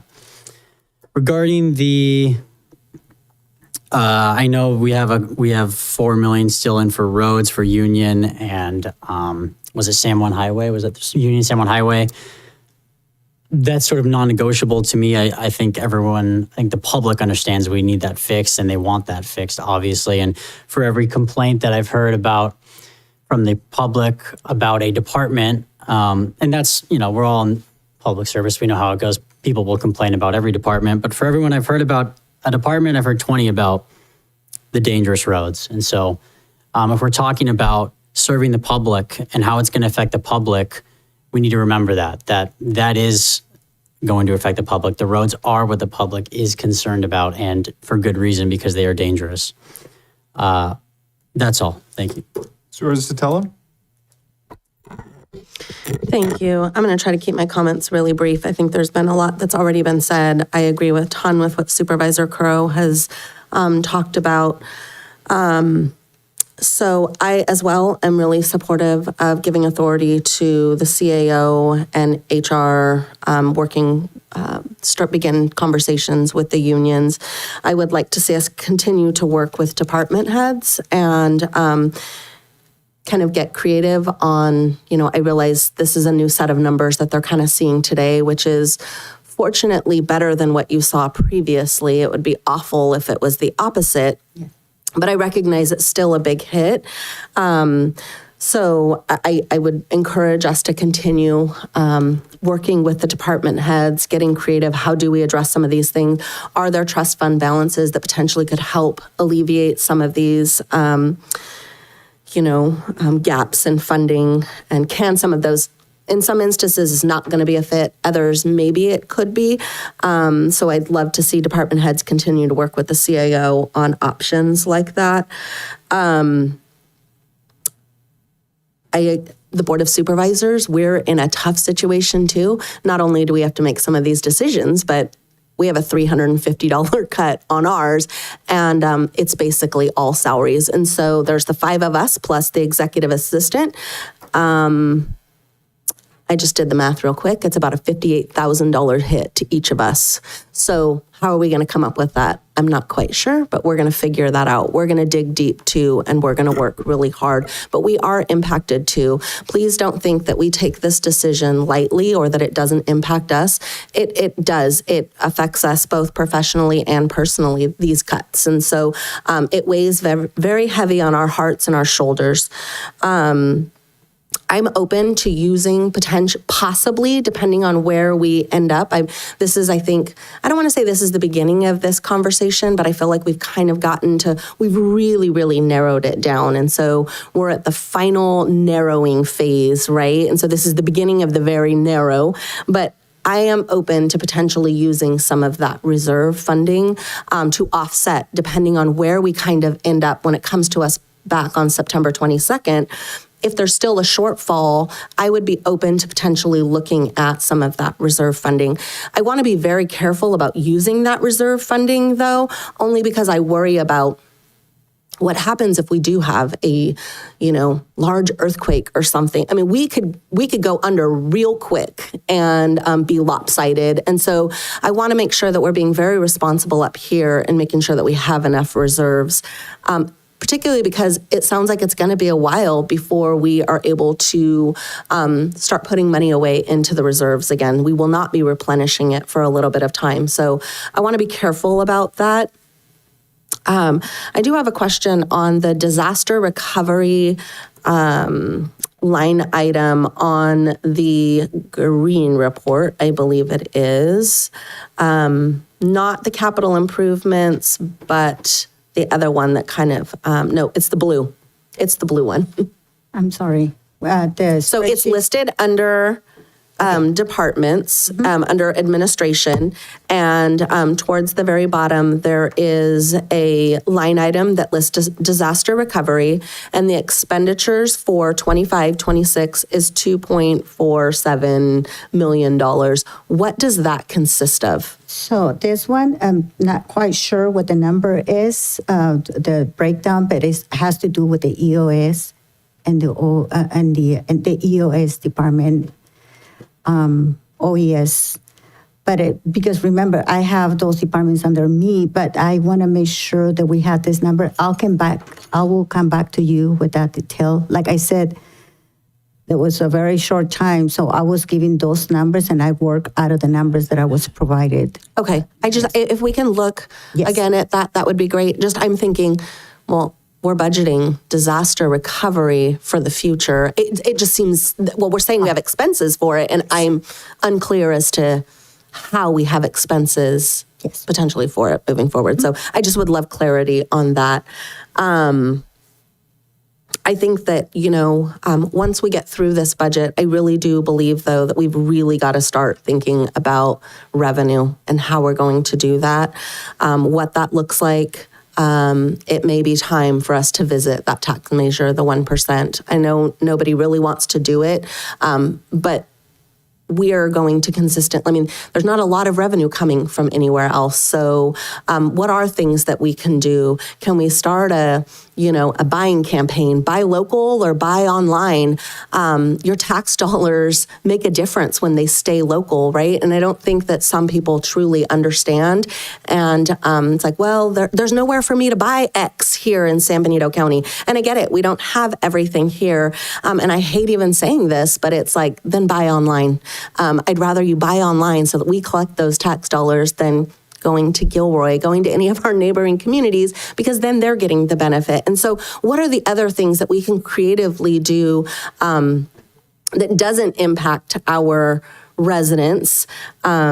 And, what potentially could we be pulling in? Are there any, are we capturing everything with TOT? And I know we're doing a good job and we're looking at it, but I think we need to stay on top of those things, making sure that we're collecting all of the sales tax that is due to the county. Just any areas, making sure our impact fees are in line with what it's actually costing us. I think all of those things are things we need to be diligent and stay on top of.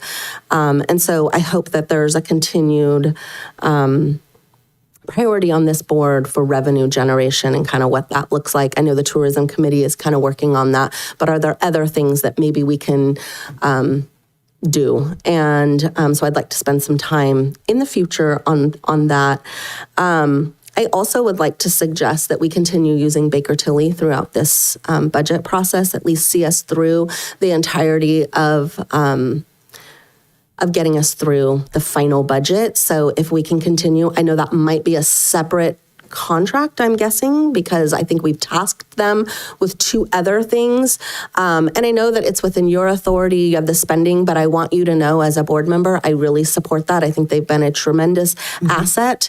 And I think that you're not allowed to get into that ERP system, or it's kind of a conflict. And I think that this helps kind of really separate you from that, but you're able to kind of do your job, but get kind of that help and keep things separate and make sure that we're always being transparent and really following the rules and the laws as they should be. And so I would be very supportive of continuing and potentially engaging in a new separate contract with them to see this through. Regarding Union Road and the money that we've allocated, I'm curious, is there any possibility? Union Road experienced a lot of flooding when we've had rain. And so could Union Road potentially fall under that HCD revenue that we could potentially use, or is it a hard no on that one? I will not be able to tell you that because, just so you know, the process will be long. Because for once, the project has to bring it to the Board of Supervisors, accepted by the Board of Supervisors, take it to HCD. They will review it and they will let us know whether or not it's eligible. CDBG funds have very specific language in the contracting. It has to go out to bid. And it has to meet all the requirements from the Housing Community Development. So you're looking at that project maybe in the next year, at the end of this next year, just to give you an idea. If it gets accepted, if you both, all of you agree with that and accept it and approve, it's a long process. And also CDBG has prevailing wages, state prevailing wages, and Davis Bacon, which is federal wages. Okay. So it becomes a very expensive project. I just want you to be aware. Some projects. So if we have it budgeted currently for 3.4 million, we could be looking at more, 5 million. I don't know. I won't be able to tell you that. But you're saying it's going to be more. Right now, the way it works is state prevailing wages, because we're an agency and we have to comply with state prevailing wages. But if you inject $1 of federal funding, your project is also hit by the federal Davis Bacon. Besides other And those requirements. rates are different than what our county prevailing wages Yes, are? it's complicated in a different ways. I have worked with those projects before. That was actually my forte, working with the projects funded by the Housing and Community Development, Housing and Urban Development. Okay. And I mean, I'm not advocating for not doing Union Road. I think we've got to do something. It is a life safety risk, Union Road, right now. I just wondered if, possibly if we could delay the major part of it and maybe just do restriping for the time being to help save some of the revenue or some of the reserve funding, but maybe that's not possible. But I just want to kind of like stay on top of being open to all sorts of creative ideas that people can kind of come up with. I agree with Supervisor Curro. I think really working with the department heads, working with our unions. We want your feedback. We want to know what are areas that maybe you see that, you work in these areas every single day. You guys know your budgets. And so what are some areas? But, unfortunately, it's a sad situation that we're in right now, but I think we've got to do everything we can to get ourselves out. And so we've got to, unfortunately, make some really hard decisions. But hopefully, I appreciate hearing from all of you today and knowing the real impacts of how this is going to impact not just your department, but this community. And so I kind of look forward to our 22nd meeting of this month where hopefully we come back with some very creative strategies and people feel a lot better about where we're at on the 22nd. No doubt it's still going to hurt, but I'm hopeful that working together, we can all do this. So thank you. Thank you very much. I'll try to be as brief as possible. So the disaster recovery question that Steve Luke brought up, I had also flagged that when reviewing the OpenGov system. Yes. And it includes that 2.4 million, I think also includes a quote unquote $1.8 million in other. And I'm always uncomfortable when I see other. Yes. We'd like clarity on that since we don't have access to the further. We've talked about we can't get into the ERP as supervisors. We just get these general categories, and that's so I would like that clarification definitely. and understanding. And if there's some money available there, certainly to explore that. I still, I know we have a lot of work to do to finish this budget, but I still would like to see a database written explanation at some point when you strip out capital one time, why we jumped so much in this particular year and why there was an anomaly, especially when you consider that there are no pay increases aside from the step increases, which are standard in the budgets. There are no pay increases built into this budget. So I'm still relatively flummoxed and have not received really a clear explanation as to why we're getting this enormous jump. And I think it's still very important. I would like more information at some point on the cost plan in particular. Where is the cost plan? So when you go into these departmental budgets, you have a category, a line item for cost plan. And again, we don't get to break down further than these.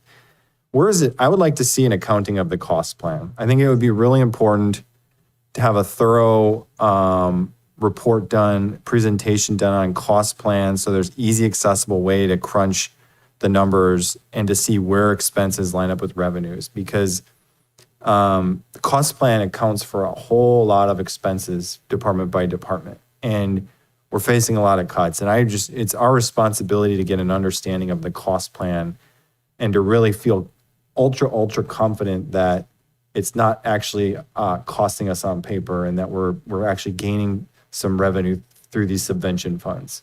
And just for the public, whoever's listening, the cost plan is an accounting mechanism. It essentially accounts for administrative costs that are put into individual departments. And those departments include those subvention departments, HHS, behavioral health, in essence, allowing the county to recoup some of the costs, revenue from those outside departments. But you also are pulling money out of the general fund departments. And it on paper, it really mucks things up. And I would really like to see more of an understanding of that.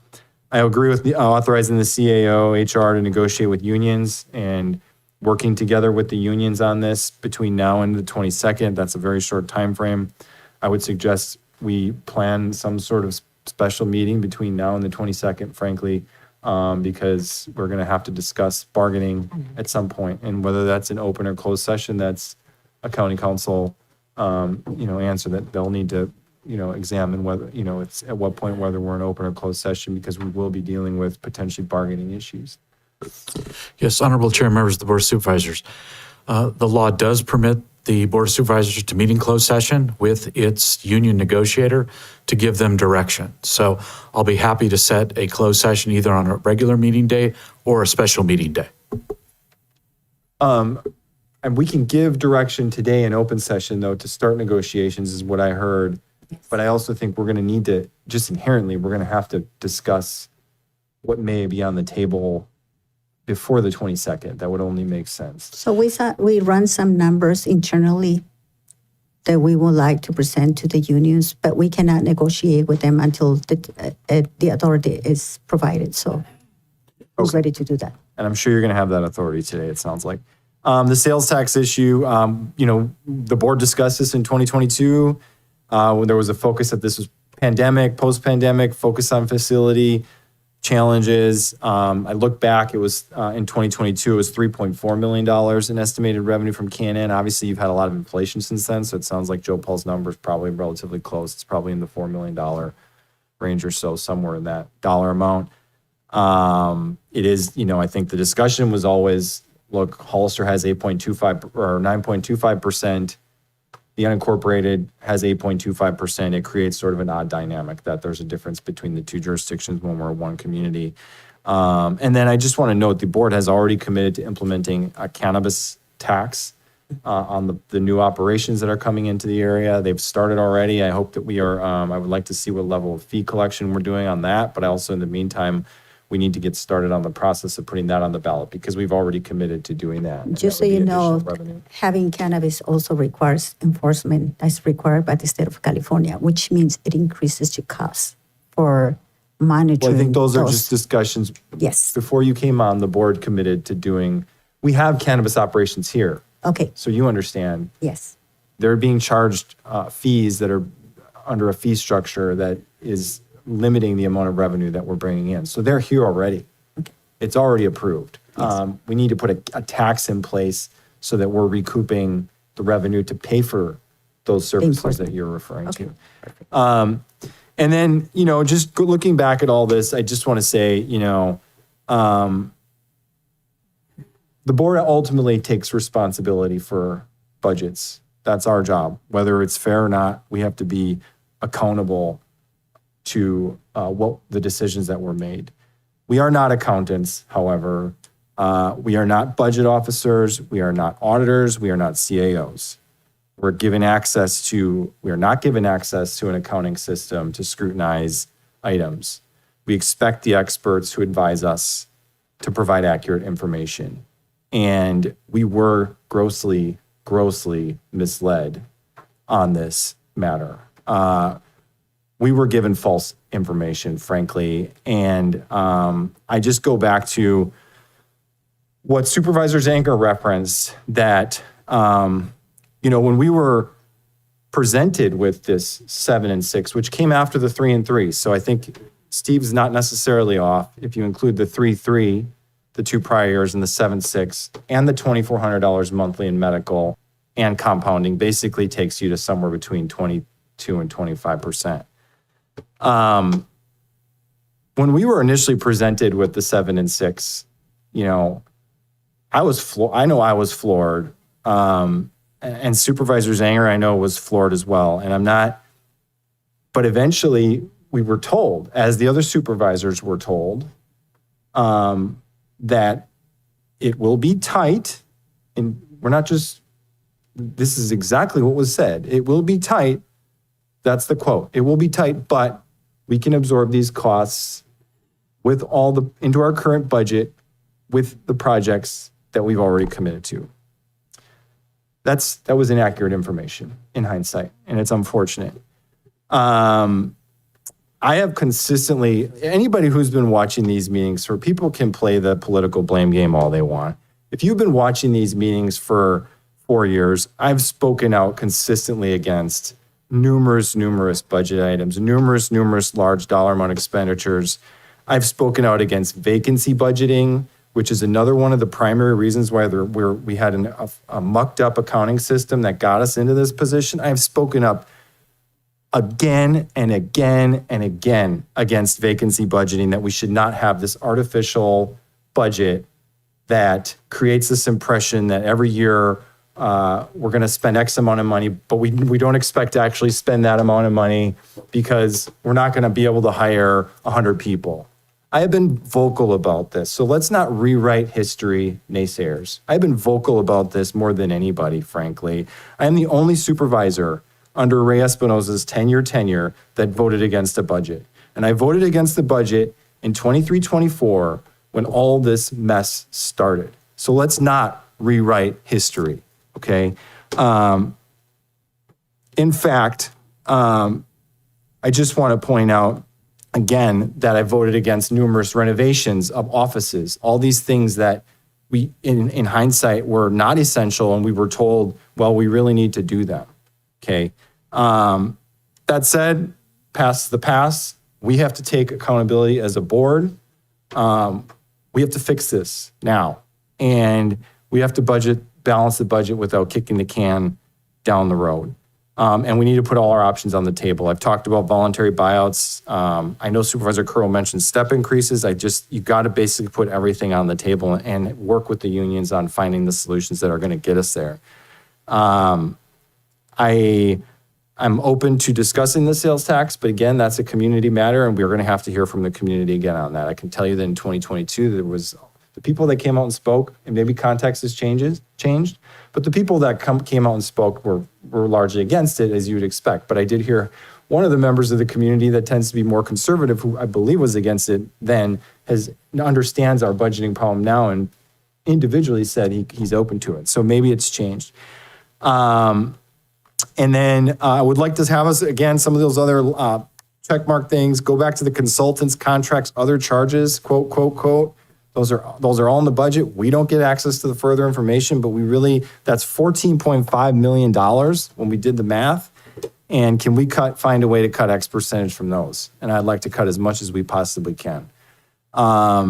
And as far as the roads, I appreciate that I'm generally hearing that we need to support that, because especially when we're talking about safety, we got to get those done sooner than later. Again, we could be sitting here in 6 months and there could be a tragic accident that occurs on one of those roads, and basically the blame would be ours. So Union Road, San Juan Highway is adjacent to a high school where hundreds of youth and their families are driving on a daily basis. And so I appreciate that we're committed to those for now, while looking at the $11.5 million is really going to provide us some breathing room.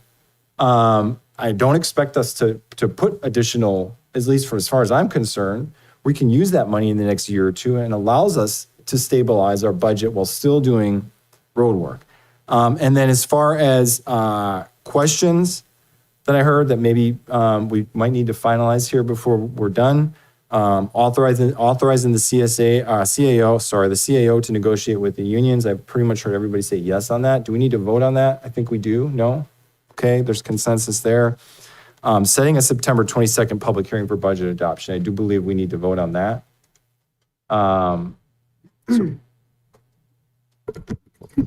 You don't need to vote for the public hearing on the 22nd. That notice has already gone out.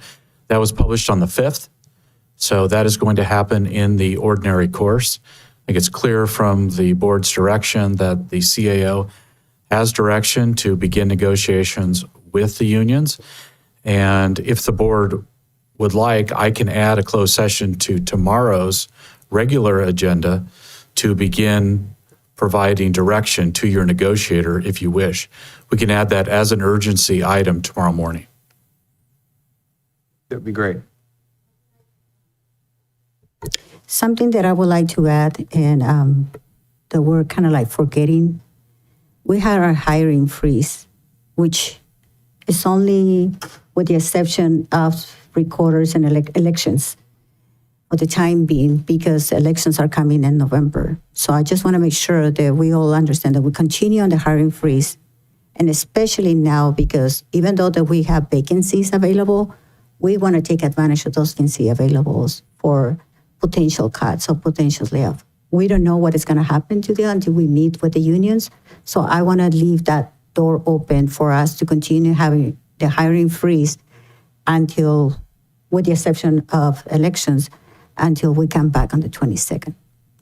And I will go ahead and proceed with Verticelli having a separate contract, and this is going to be for us to put together the budget, because I believe a third party has to do the reporting, the information bringing up from the ERP, so that I can work on the numbers with the numbers that have been provided to me. I will do the individuals, departments, detail of what it entails to those expenses, so that you can have more clarity about it. And we're going to bring also the impacts of the salaries increases in those years, so that you can see the big pictures where we are so far. That's about it. So hiring freeze stays in place. Consensus? You needed that? We don't need to vote on that? Okay.